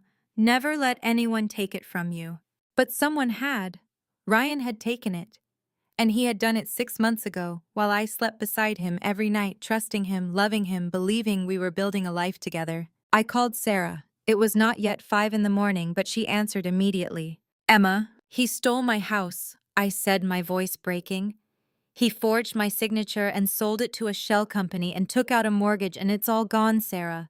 Everything my mother left me, it's all gone. I'm coming over, Sarah said. Don't move, I'll be there in 20 minutes. She hung up. I sat there alone in the dark and waited. Sarah arrived at 5:15. She let herself in with the spare key I had given her last week and found me still sitting on the floor. She knelt beside me and pulled me into a fierce hug. We're going to destroy him, Sarah said. I promise you, Emma, he is going to pay for every single thing he has done. I pulled back, wiping my eyes. My face was wet with tears, but something had shifted inside me. The grief was still there, raw and aching, but beneath it was something else. Rage. Cold, focused, unrelenting rage. I don't want to defend anymore, I said, my voice steady now. I want to attack. Sarah looked at me and I saw approval in her eyes. Good, then let's go to war.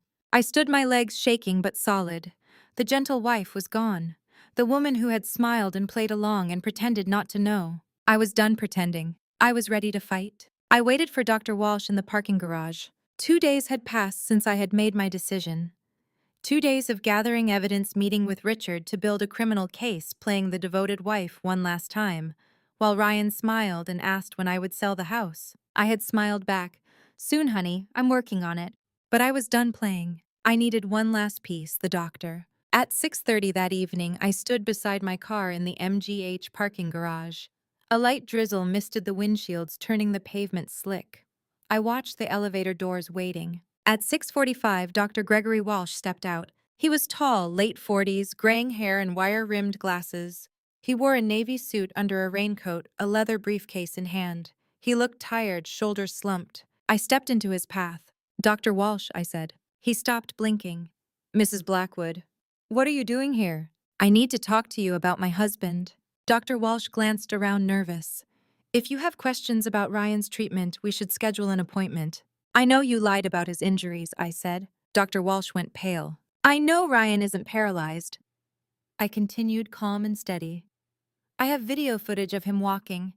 I know he staged the accident, and I know you falsified his medical records.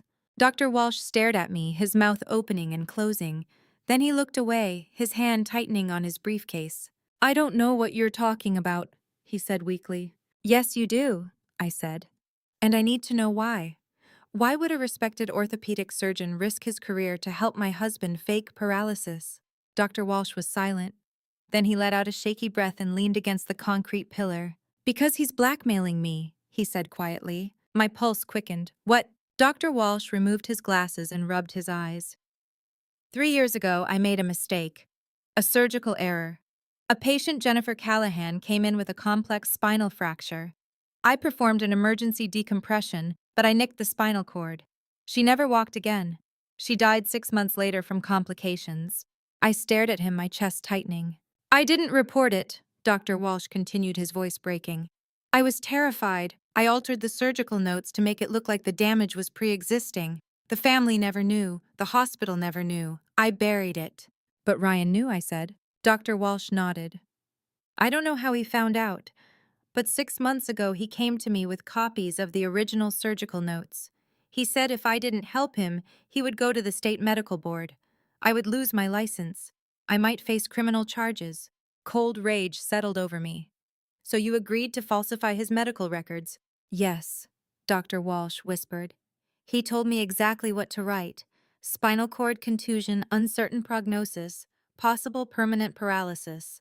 I faked the MRI reports. I lied to the insurance company. I lied to you. He looked at me, his eyes red-rimmed. Mrs. Blackwood, I am so sorry. I never wanted to hurt you. I was terrified. I have a wife, 2 daughters in college. If I lose my license, I lose everything. I stood there staring at this man. Fear had turned into an accomplice. Part of me wanted to hate him, but another part understood. Ryan had destroyed him the same way he had tried to destroy me. Dr. Walsh, I said, my voice firm, I need you to do something for me. He looked up wary. What? When the time comes when I bring this case to court, I need you to tell the truth. I need you to testify that Ryan blackmailed you into falsifying his medical records. I need you to admit what you did. Dr. Walsh's face crumpled. If I do that, I'll lose my license. I'll lose everything. Maybe, I said. Or maybe, if you cooperate, if you help bring down a man who has hurt many people, the court will show you mercy. But if you stay silent, if you let Ryan get away with this, I will make sure the medical board finds out about Jennifer Callahan. I will make sure everyone knows what you did. It was a threat. 2 weeks ago, I never would have believed I was capable of making it. But I was not the same woman.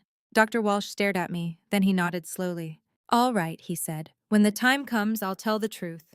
Thank you, I said. He turned and walked toward his car, shoulders hunched. I watched him go, feeling a strange mixture of pity and satisfaction. Ryan had blackmailed a doctor. He had forced a good man to compromise his integrity to live in fear. And Dr. Walsh was just one person. How many others had Ryan manipulated? How many lives had he destroyed? I got into my car and sat there staring at the rain streaking down the windshield. Then I pulled out my phone and called Richard Thornton. He answered on the second ring. Emma. I have everything, I said. The staged accident, the stolen house, the extorted doctor. I have all the evidence we need. It's time to take him down. A pause. Then Richard's voice calm and measured. Are you sure? Once we move forward, there's no going back. This will be public. It will be brutal. Are you ready for that? I thought of my mother's house, the roots she had told me to protect. I thought of Dr. Walsh, terrified and broken. I thought of Margaret, desperate and manipulated. I thought of Tyler, guilty and silent. And I thought of Ryan lying in that hospital bed, smiling at me, asking me to sell the house so he could steal from me one more time. I've never been more sure of anything in my life, I said. Good, Richard said. Then let's go to war. I hung up and started the car. The rain was falling harder now, drumming on the roof. I pulled out of the parking garage and drove home through the storm, and for the first time in 2 weeks, I felt something close to hope. Because I was done being a victim, I was ready to fight back. Richard's office was filled with people I never thought I would meet. Planning the trap took 3 days. 3 days of meetings, strategy sessions, phone calls with federal agents. Every detail had to be perfect. One mistake and Ryan would slip away. On the 17th day since Ryan's accident, I sat in Richard's conference room looking across at a man in a charcoal suit who introduced himself as Special Agent Morris from the FBI's Financial Crimes Division. Agent Morris was early 50s, short gray hair, sharp eyes, calm and methodical. He laid a file folder on the table revealing documents I recognized: Eric's financial records, offshore account statements, the fraudulent power of attorney. Mrs. Blackwood, Agent Morris said, your attorney has provided substantial evidence of mortgage fraud, identity theft, and money laundering. This is a federal case. Ryan Blackwood is looking at 10 to 15 years, possibly more if we prove conspiracy. I nodded. What do you need from me? Your cooperation, Agent Morris said, and your willingness to participate in a sting operation. Richard leaned forward. Emma, we're setting a trap. We're going to use Ryan's desperation against him, and we're going to use Frank DeLuca. I felt a chill. The loan shark. Exactly, Richard said. Ryan owes DeLuca $375,000, repayment deadline October 7th. 4 days from now. DeLuca is violent with a history of extortion and assault. He won't be patient. Agent Morris continued. Here's the plan. We leak information to DeLuca that Ryan has $825,000 in an offshore account. DeLuca will realize Ryan has been lying, that Ryan has the money but has been stalling. He'll be furious. And he'll go to the hospital, I said slowly. Yes, Agent Morris confirmed. We believe DeLuca will confront Ryan at MGH, likely with threats or violence. When he does, we'll be waiting. We'll arrest DeLuca for extortion and attempted assault. And we'll arrest Ryan for fraud, money laundering, and conspiracy. You're catching them both, I said. Exactly, Agent Morris said. But we need your help. Stay away from the hospital tomorrow evening. We can't risk you being caught in the middle. When? I asked. 8 p.m. tomorrow night, Richard said. After visiting hours when the hospital is quiet, DeLuca will make his move and we'll be ready. What do I do until then? Act normal, Richard said. Go to the hospital today. Play the devoted wife one last time. Don't let Ryan suspect anything. Tomorrow night, stay home. We'll handle the rest. Agent Morris closed the folder. Mrs. Blackwood, I want you to understand this is dangerous. DeLuca is unpredictable, but we'll have a team in place. Plainclothes agents, hospital security, local police. We'll be ready. I understand, I said. Agent Morris stood and extended his hand. Thank you for your cooperation. I shook his hand. He left. I sat there feeling the weight of what was about to happen. Richard placed a hand on my shoulder. Emma, are you okay? I don't know, I said honestly. This is really happening. Tomorrow night it all ends. Yes, Richard said, and when it does, you'll be free. At 5 o'clock I left and drove home. When I pulled into my driveway, Owen was standing on his steps holding a cardboard box. He looked up and walked over. Emma, he said, I wanted to check on you. You've seemed stressed lately. I managed a weak smile. I'm okay, just a lot going on. Owen studied me, his brown eyes concerned. Emma, I don't know what you're dealing with, and I won't pry. But if you need help, legal help, a place to stay, someone to talk to, I'm here. I mean that. I felt tears prick my eyes. Owen barely knew me, but there was something genuine in his voice. Thank you, I said quietly. That means more than you know. He nodded. I'll be next door if you need me. He walked back to his house. I watched him go, wondering why a stranger would be so kind. At 7 that evening, I drove to Massachusetts General Hospital. I walked through familiar hallways, rode the elevator, and entered room 412. Ryan was sitting up in bed reading his phone. He looked up and smiled. Emma, I was starting to think you weren't coming. I walked to his bedside and took his hand. Of course I came. Ryan squeezed my hand. You're amazing. I don't deserve you. I smiled, though the words felt like acid. Don't say that. It's true, Ryan said softly. Emma, you're the only good thing in my life. The only thing that's kept me going. I don't know what I'd do without you. I looked at him, at the sincerity in his eyes, and felt nothing. No love, no pity, just cold determination. I love you, Ryan said. I love you too, I replied. It was the last lie I would ever tell him. I stayed for an hour, holding his hand, smiling, while he talked about recovery, about the future, about the life we would build. And the entire time I thought about tomorrow night. About Agent Morris and the FBI team. About Frank DeLuca walking into this room furious. About Ryan's face when he realized he had walked into the trap. At 8:30, I kissed Ryan's forehead and left. I drove home through dark Boston streets, and as I parked in front of 32 Lewisburg Square, I looked up at the house, my mother's house, the one Ryan had tried to steal, and felt fierce satisfaction. Tomorrow night the mask would fall. Tomorrow night Ryan would pay for everything he had done, and I would finally be free. Before I tell you what happened on October 4th, the night the trap was set, I want to know you're still here. Comment to number 1 if you think Ryan will get caught, or 2 if you think he'll escape. Just so you know, the following events contain fictionalized details for storytelling purposes. If that's not for you, you can stop watching now. But if you want to see how this ends, stay with me. October 4th, 8 p.m. I sat in Richard's car 2 blocks from Massachusetts General Hospital listening to the police radio. The night of reckoning had arrived. Richard sat beside me in the driver's seat, his hands gripping the steering wheel, his eyes fixed on the hospital entrance visible in the distance. In the back seat sat Sarah, who had insisted on being here, her hand resting on my shoulder. The radio crackled, a voice calm and professional. Target approaching, 2 vehicles, counting 4 individuals. I held my breath. Through the windshield, I watched two black SUVs pull into the hospital parking lot and stop near the emergency entrance. Four men stepped out. The first was tall and broad-shouldered, wearing a dark leather jacket. Frank DeLuca. Behind him came two others, younger, leaner, with the hard, watchful expressions of enforcers. Eddie Romano and Ray Santos, according to the FBI briefing. Agent Morris's voice came through the radio. All units stand by. Do not engage until they make contact with the target. I watched the four men walk through the sliding glass doors and disappear into the hospital. They're in, Richard murmured. Sarah squeezed my shoulder. It's going to be okay. I nodded, but my heart was pounding so hard I could barely hear her. The radio crackled again. Targets entering 4th floor, heading toward room 412. I closed my eyes and imagined the scene. Frank DeLuca and his men stepping out of the elevator, walking down the sterile hallway, their footsteps echoing. Ryan lying in bed, oblivious, scrolling through his phone or staring at the television. Then the door opening. Contact made, the radio voice said. Visual confirmation. DeLuca is confronting the subject.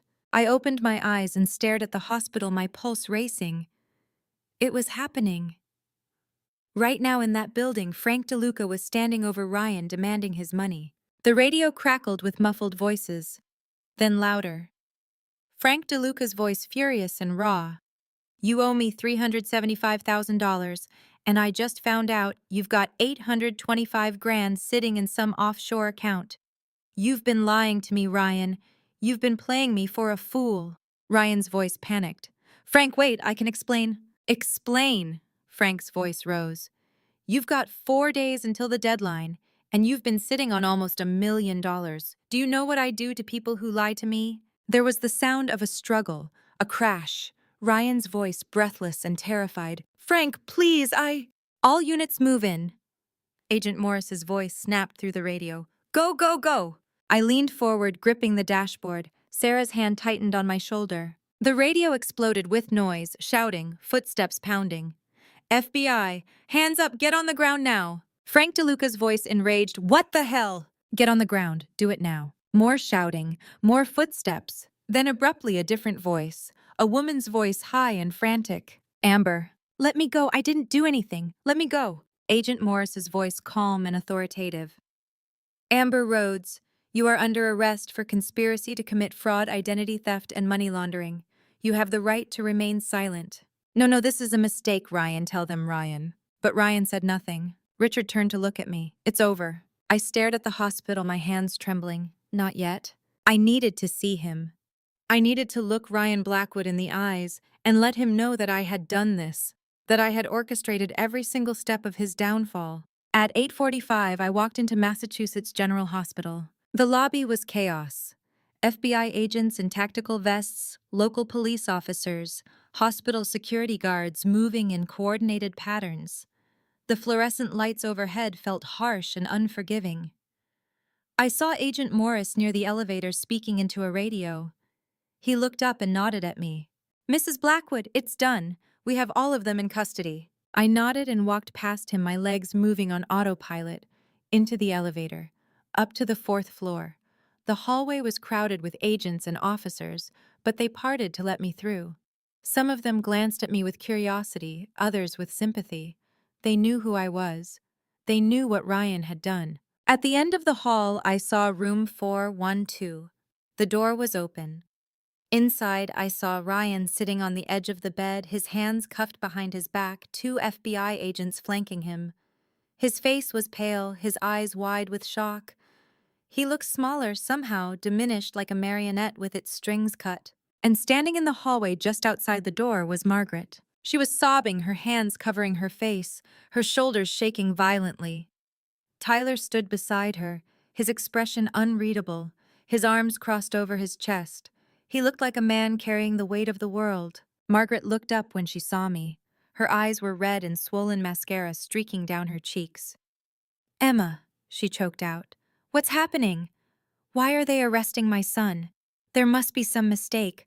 Please tell them there's been a mistake.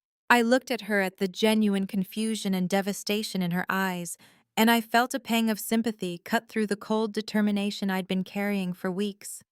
She didn't know. She had never known. Margaret Blackwood had been just another victim of her son's lies. "I'm sorry, Margaret," I said quietly. "Ryan lied to all of us. To you, to me, to everyone who ever trusted him." Tyler met my eyes. For a moment, neither of us spoke. Then he nodded just once. An acknowledgement, an apology. A silent promise that he would tell me everything when the time was right. I walked to the glass partition separating the hallway from Ryan's room and looked inside. Ryan saw me. His eyes locked on mine, and I saw the exact moment he understood. The moment he realized that I had done this, that I had discovered his lies, gathered the evidence, set the trap, and orchestrated his complete and total downfall.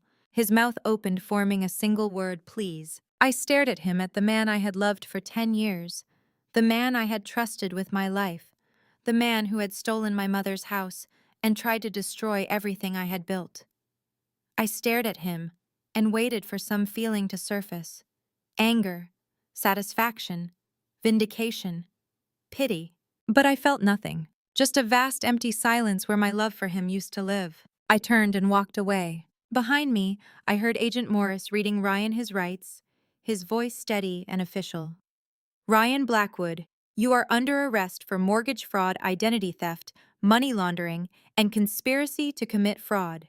You have the right to remain silent. Anything you say can and will be used against you in a court of law."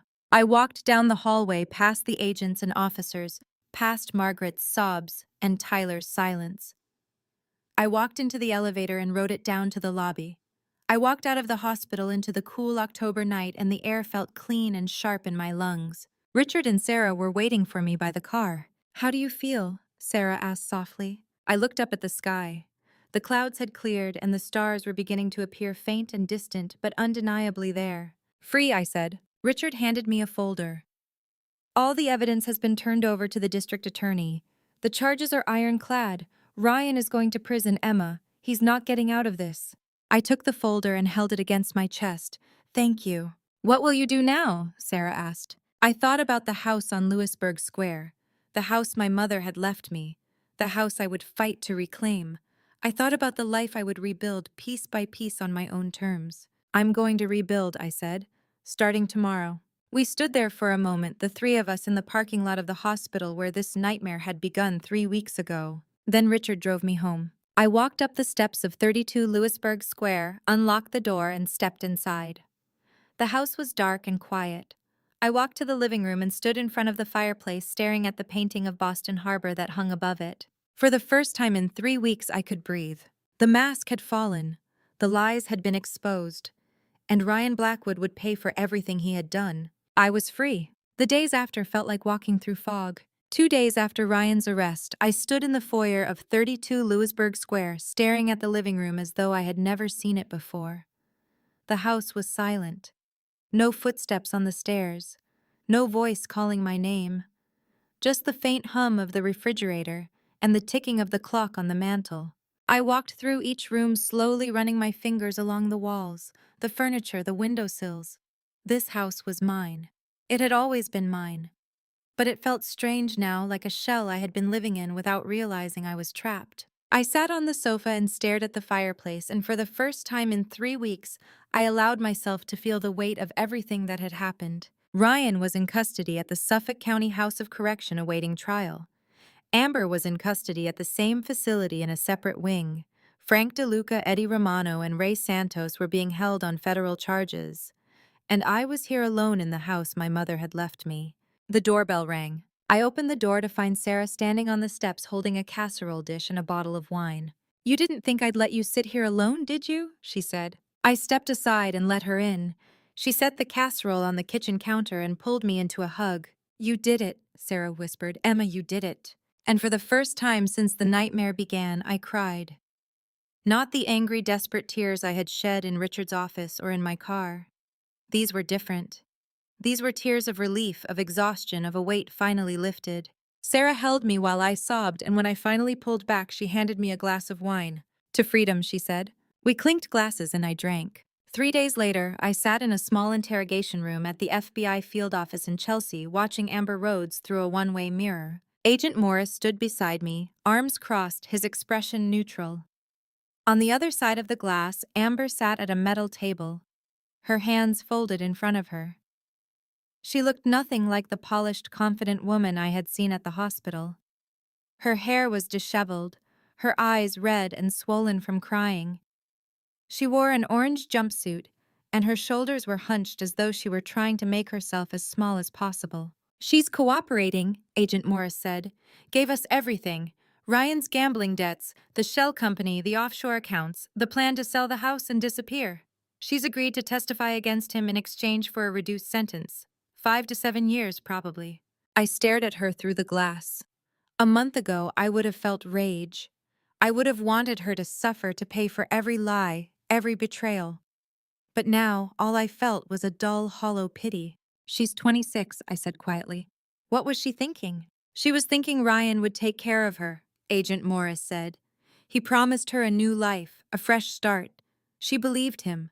I looked at Amber's tear-streaked face and thought about the woman I had been 4 weeks ago. The woman who had believed Ryan when he said he loved me, when he said we were building a life together. I had been naive too. The only difference was I had woken up in time. "Does she regret it?" I asked. Agent Morris shrugged.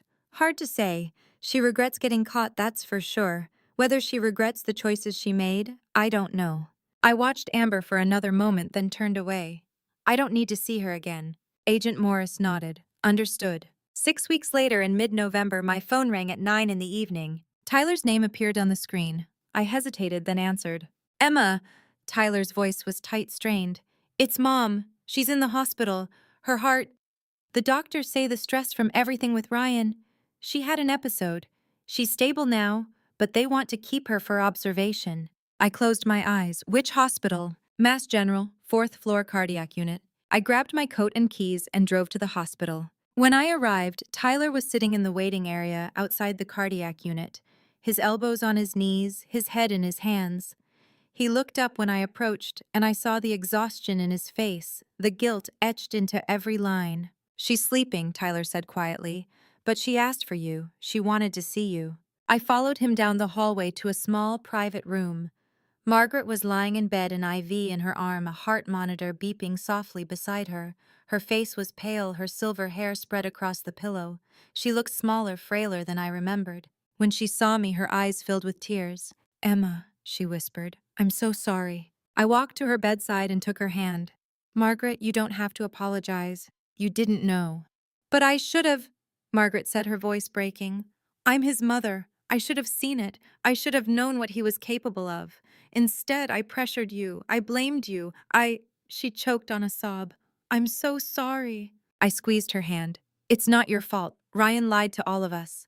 Margaret closed her eyes, tears streaming down her cheeks. "I don't know if I can forgive him. I don't know if I'll ever be able to look at him the same way." "You don't have to," I said gently. "You don't owe him forgiveness." Margaret nodded, then drifted back to sleep. I stood there for a moment watching her breathe, then turned and walked back into the hallway. Tyler was waiting for me. He stood near the window, his hands shoved into his pockets, his shoulders hunched. When he saw me, he straightened his face, pale. "Emma," he said, "can we talk? There's something I should have told you weeks ago." My heart clenched. "What?" Tyler looked away, his jaw tightening. "The night Ryan had his accident. I was working that night. I was on shift with Boston EMS. We got the call. I was one of the paramedics who responded." I stared at him. "You were there?" "Yeah," Tyler said quietly. "And Emma, I saw him. At the hospital. 2 nights after the accident. I was dropping off supplies on the 4th floor and I walked past his room. The door was open and I saw him, Ryan, standing up, walking around the room. No wheelchair, no crutches, just walking. I felt the ground tilt beneath me. "You saw him?" "Yes," Tyler whispered. And I knew. I knew right then that he was faking it. "But Emma, he's my brother. And when I confronted him, he threatened me. He said if I told anyone, he would make sure I lost my job. He had dirt on me, something I did years ago, something stupid. He said he'd ruin me. So I kept quiet." Tyler looked at me, his eyes red. "I'm sorry. I should have told you. I should have warned you. But I was scared. And I'm so, so sorry." I stood there staring at him, processing his words. Tyler had known. He had seen Ryan walking, and he had said nothing. Part of me wanted to be angry, but another part of me understood. Ryan had destroyed everyone he touched. Tyler was just another victim.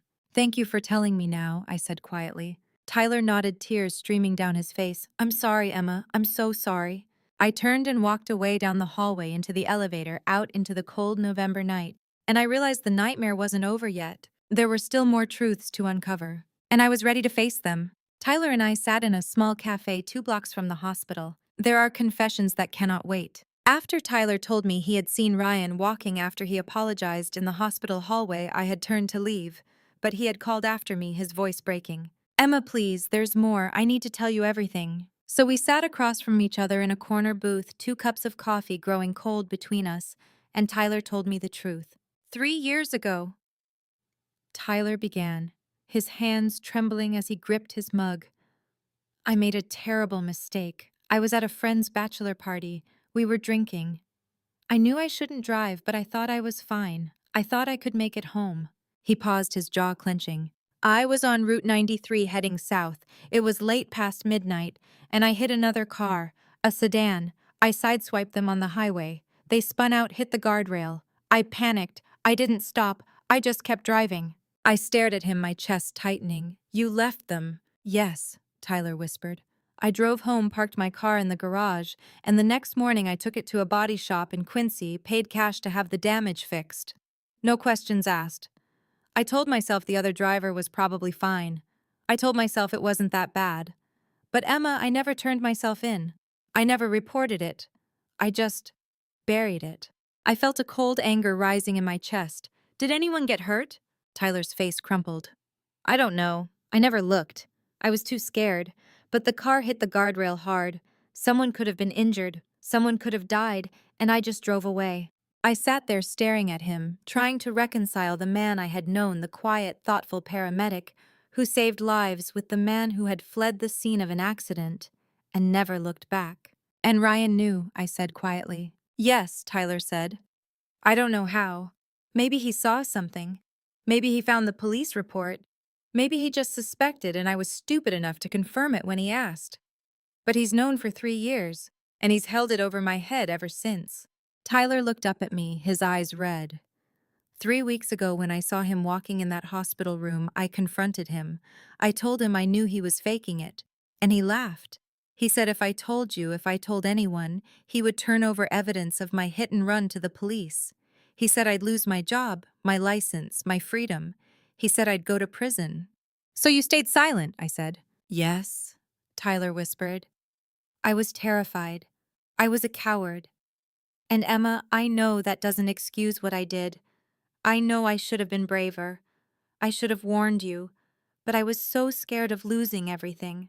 I stood up, my hands shaking, my pulse pounding in my ears. Part of me wanted to walk out of that cafe and never speak to Tyler again. He had seen Ryan walking. He had known the truth. And he had let me suffer, let me be manipulated, let me nearly lose my home, all because he was too afraid to face the consequences of his own crime. But I didn't leave. I stood there staring down at him, and I thought about Ryan, about the way he had twisted people's fears and secrets into weapons, about the way he had destroyed lives not with violence but with leverage. Tyler was a victim too, but he was also guilty. I sat back down. "Tyler," I said, my voice steady. "You were scared. I understand that. But you should have been braver. What Ryan did, turning your crime into a weapon, that's evil. But what you did 3 years ago, that was also wrong. And what you did 3 weeks ago, staying silent while Ryan tried to destroy me, that was wrong too." Tyler covered his face with his hands. I know. Emma, I don't deserve your forgiveness. I don't deserve anything."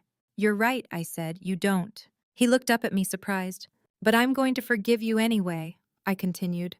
"Not because you deserve it, but because holding on to anger only hurts me, not you. And I'm done letting Ryan's poison destroy me." Tyler stared at me, tears streaming down his face. "But Tyler," I said, leaning forward, my voice firm, "you need to turn yourself in. You need to go to the police and tell them what you did 3 years ago. You need to face the consequences of your actions. That's the only way you'll ever be free." Tyler nodded slowly. "You're right. Will you do it?" I asked. Tyler wiped his eyes. Yes, I will. After Mom recovers and is discharged from the hospital, I need to make sure she's okay first. But then, I'll turn myself in. I'll do the right thing. I looked at him for a long moment, then nodded. Good. We sat there in silence, the weight of the confession settling over us. Emma, Tyler said quietly, thank you for not hating me. I don't hate you, I said, but I'm disappointed, and I hope you find the courage to do what's right. Tyler nodded. I will, I promise. I stood and walked out of the cafe into the cold November afternoon. The sky was gray heavy with the promise of rain. I pulled my coat tighter and walked toward my car. Behind me, Tyler remained in the booth staring at his hands. And I thought some debts can only be paid with courage. Tyler had made a terrible mistake. And for 3 years he had let fear control him. But now finally, he had a chance to make it right. Whether he would take that chance, I didn't know. But I had done all I could. The rest was up to him. Margaret passed away peacefully on a quiet morning in June. She had recovered from the heart episode in November, spent the winter and spring with Tyler in a small apartment in Somerville, and then one morning in early summer, she simply didn't wake up. Natural causes, the doctor said. Her heart had been weakened by the stress of Ryan's arrest and trial, and in the end, it had simply given out. Tyler called me the day it happened, his voice hollow. She's gone, he said. Mom's gone. I drove to Somerville that afternoon. Tyler sat on the sofa in his apartment staring at nothing, his mother's favorite blanket folded on the chair beside him. She was at peace, Tyler said quietly. At the end, she told me she forgave Ryan. She said she hoped he would find redemption someday, but she also said she was tired of carrying the weight of what he'd done. We buried Margaret a week later in Burlington, Vermont, the small town where she had grown up. It was a simple service, attended by a handful of relatives and old friends. Tyler stood beside me at the graveside, his hand gripping mine, and we watched as they lowered the casket into the ground. Ryan did not attend. He was serving a 12-year sentence at MCI Cedar Junction for fraud, money laundering, and conspiracy. The state did not permit him to leave for the funeral, and I was glad. Time jump. 1.5 years later, December 2024. A year and a half after Ryan's arrest, I was living in Portland, Maine with Owen. I had left Boston 6 months after the trial ended. The city held too many memories, too many ghosts. Sarah had understood. She had hugged me tightly and told me to call her every week. Richard had shaken my hand and said I was one of the bravest clients he'd ever represented. And Owen had surprised me. He had knocked on my door one evening in March, holding a bottle of wine and a folder full of architectural plans for a renovation project in Portland. I'm thinking of relocating, he had said, and I was wondering if you'd like to come with me. No pressure, just a fresh start. I had said yes. So we moved to Portland to a small house on the water with a view of Casco Bay. Owen ran his architecture firm from a home office, and I took a job with a nonprofit legal aid organization helping people who couldn't afford attorneys. It wasn't corporate law. It paid a fraction of what I used to make. But it felt right. For the first time in years, I felt like I was doing something meaningful. On a cold December morning, my phone rang. Tyler's name appeared on the screen. I hadn't spoken to him in months. After Margaret's funeral, he had kept his promise. He had turned himself in to the police, confessed to the hit and run from 3 years ago.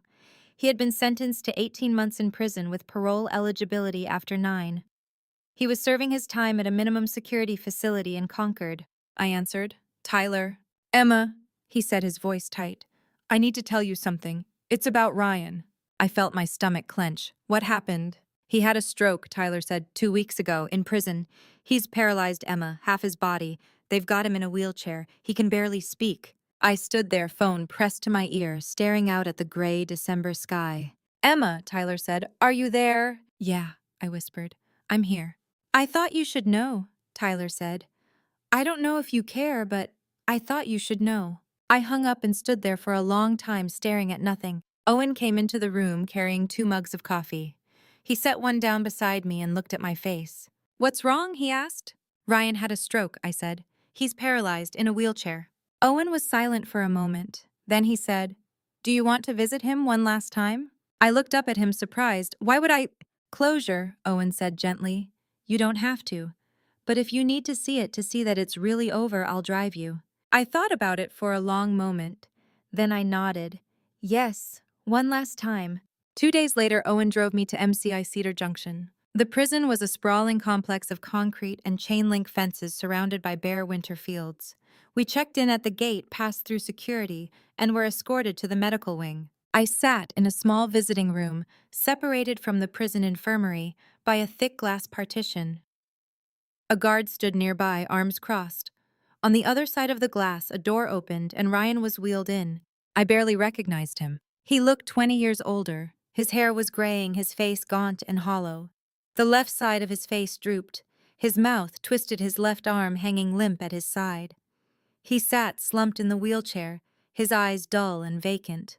The guard positioned him in front of the glass and handed him a phone receiver.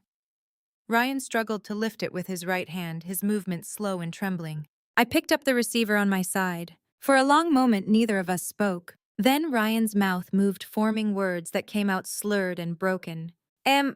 Sir, Rye. I stared at him, at the man who had tried to destroy me, who had stolen my home, who had blackmailed a doctor and manipulated his own family. And I felt nothing. No pity, no anger, just a vast empty silence. You faked being paralyzed to steal everything from me, I said quietly. You staged an accident. You forged documents. You manipulated your own mother. And now you're paralyzed for real. Do you understand the irony, Ryan? Ryan's eyes filled with tears. He tried to speak again, but the words wouldn't come. I didn't cause this, I continued.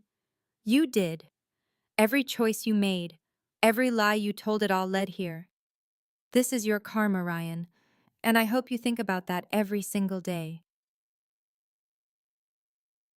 I set the phone down and stood. Ryan pressed his hand against the glass, his mouth moving soundlessly, tears streaming down his face. I turned and walked out of the room. Outside in the parking lot, Owen was waiting by the car. When he saw me, he walked over and pulled me into his arms. I cried then. Not for Ryan, not for what he had become, but for everything I had lost. Everything I had survived, everything I had endured. Owen held me until the tears stopped. How do you feel? He asked gently. I looked up at the gray December sky, at the bare trees swaying in the wind, at the prison walls behind us. Free, I said. Finally free. Owen kissed my forehead. Then let's go home. We got into the car and drove away. The old chapter had closed, but one last truth was still waiting. We had been married for 3 months when I found the box. Owen and I had gotten married in January, a small ceremony on the Portland beach with Sarah as my maid of honor. It was quiet, intimate, everything I wanted. After the chaos of the past year, I craved simplicity, and Owen had given me that, or so I thought. By March, I believed I knew everything about him.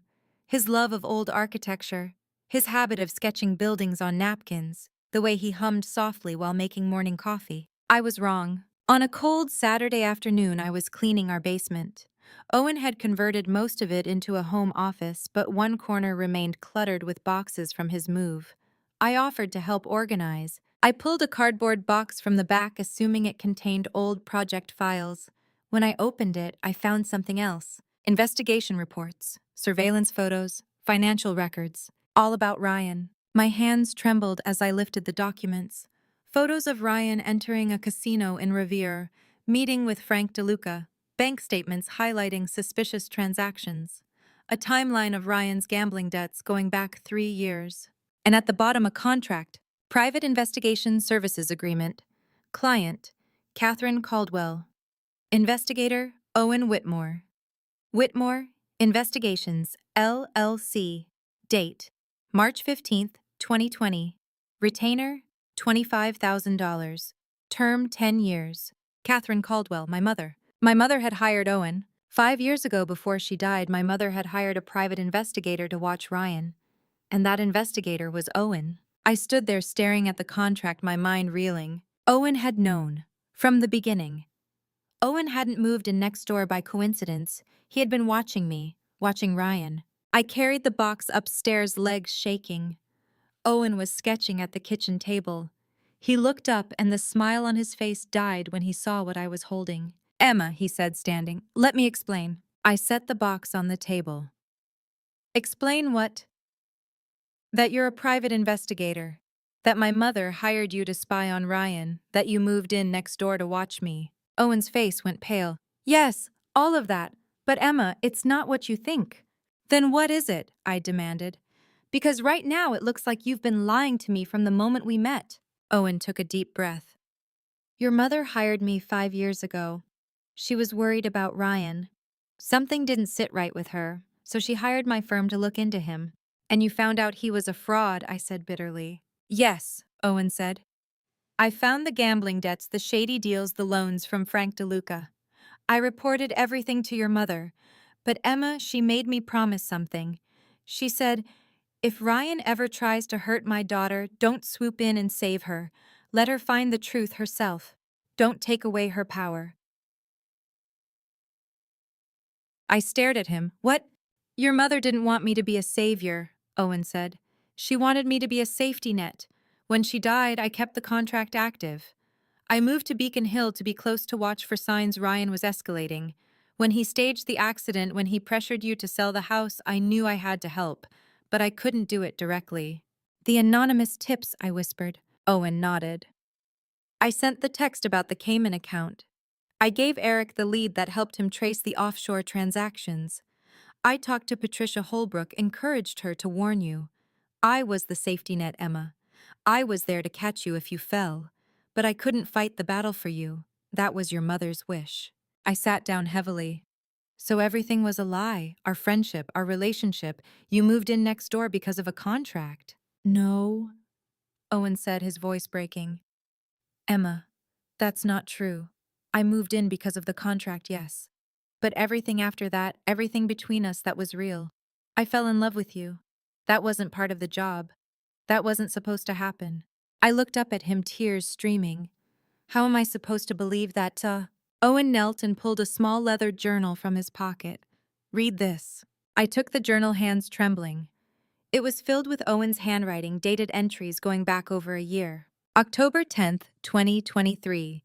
Saw Emma today. She looked exhausted. I wanted to help, but I can't interfere. Catherine's instructions were clear. December 15th, 2023. I'm falling in love with her. This wasn't supposed to happen. January 20th, 2024. I asked her to come to Portland with me. I know I shouldn't have, but I couldn't let her go. I read page after page, seeing Owen's internal struggle, his guilt, his growing feelings. It was real, Owen said quietly. My love for you is real. I should have told you the truth, I know that. But I was afraid. Afraid you would hate me. Afraid I would lose you. I closed the journal. I need time, I said. Owen nodded, tears in his eyes. I understand. I grabbed my coat and walked out. I drove to Boston that night and stayed with Sarah. For 2 weeks, I lived in her guest room trying to make sense of everything. Sarah listened without judgment, made me tea, let me cry. On the 10th day, Sarah asked, Do you think he loves you? I stared at the ceiling. Yes. Then the question isn't whether he loves you, Sarah said. The question is whether you can forgive him. I don't know, I whispered. Is love enough? Sarah didn't answer. On the 14th day, I drove back to Portland. When I pulled into the driveway, I saw Owen sitting on the beach below our house, staring out at the water. He looked small, alone, broken. I got out of the car and walked down to the shore, and I knew I had made my choice. I sat down beside Owen on the beach. 2 years after everything began, I finally had my answer. Owen didn't look up when I sat beside him. He stared out at the gray water, his hands resting on his knees, his shoulders hunched. He looked like a man bracing for the final blow. I watched the waves roll in one after another, endless and patient. The ocean didn't care about betrayal or secrets or broken trust. It just kept moving forward. Owen, I said quietly. He turned to look at me, and I saw the fear in his eyes. The fear that I had come back to say goodbye. I forgive you, I said. Owen's breath caught. Emma. But no more secrets, I continued, my voice firm. No more half-truths, no more hidden boxes in the basement. If we're going to do this, if we're going to stay married, I need to know that you will be honest with me. Always. I will, Owen said, his voice breaking. I promise, never again. I reached for his hand and he took it, gripping it tightly, as though afraid I might disappear. I don't blame you for what you did, I said. My mother asked you to protect me and you did. You gave me the tools I needed to save myself, and Owen, you fell in love with me.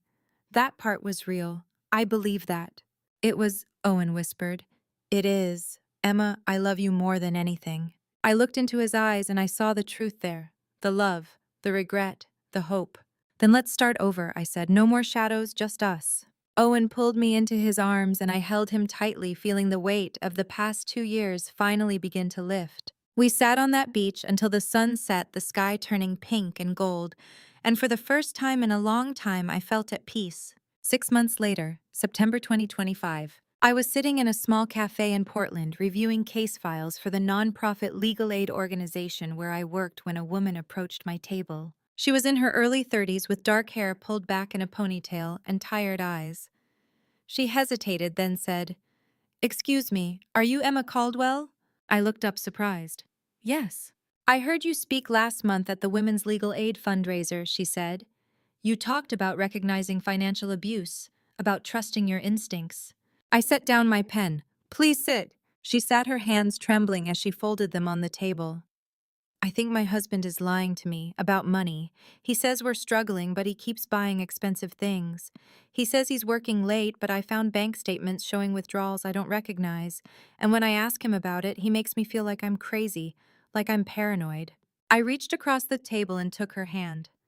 "You're not crazy, and you're not paranoid. Trust your instincts. If something feels wrong, it usually is." The woman's eyes filled with tears. "But I love him, and I don't want to believe he would lie to me." "I understand," I said gently. "I loved my husband too, and I didn't want to believe he was lying to me. But here's what I learned. You can love someone and still protect yourself. You can hope for the best and still prepare for the worst."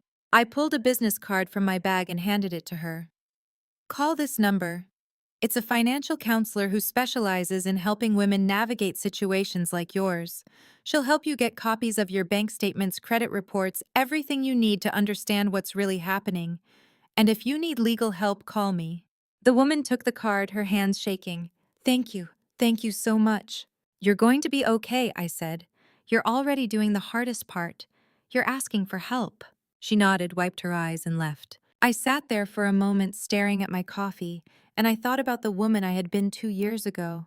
The woman who had ignored her instincts, who had trusted blindly, who had almost lost everything. And I thought about the woman I was now, stronger, wiser, free. That evening I walked into our house and found Owen in the kitchen cooking dinner.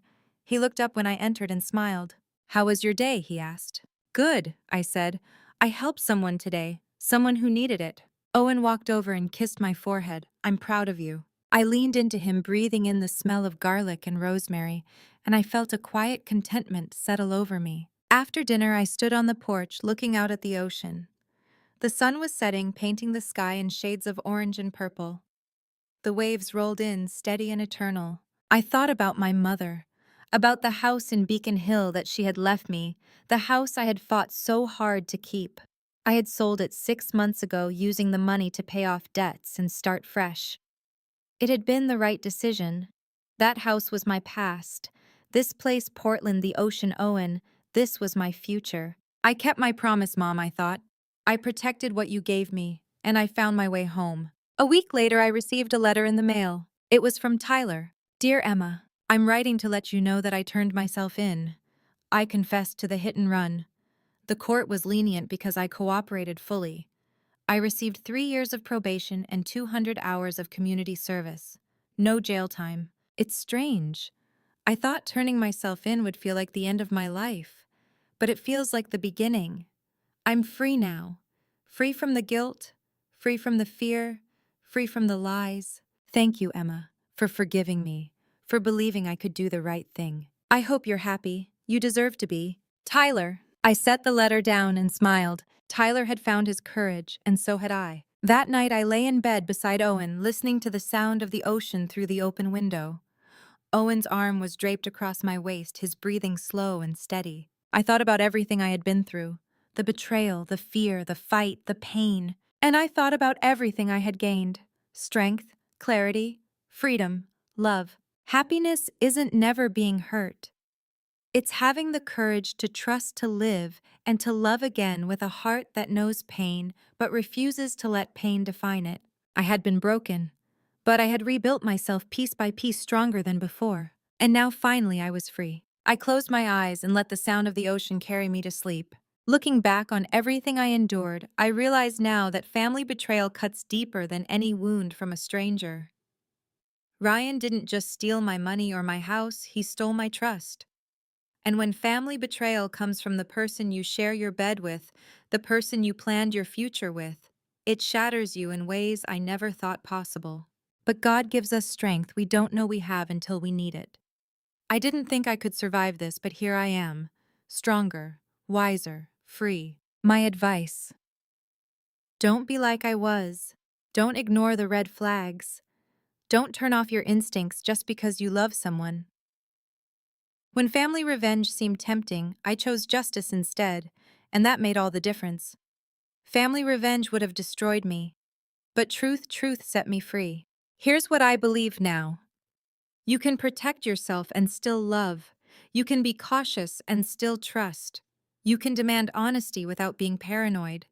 And when family betrayal happens, and sometimes it does, you have the power to rebuild. You are stronger than the lies told about you. You are more than what they tried to take from you. Don't let anyone steal your power. Not your spouse, not your family, no one. If my story resonated with you, please leave a comment below. Have you ever faced betrayal from someone you trusted? How did you find your strength? Share this video with someone who might need to hear it and subscribe to this channel for more stories of survival and hope. Thank you so much for staying with me until the end. I know this wasn't easy to hear, but I hope it helped. Please note, the stories on this channel may contain fictionalized elements created for educational purposes. If this content isn't for you, feel free to explore other videos that better suit your preferences. Take care of yourself.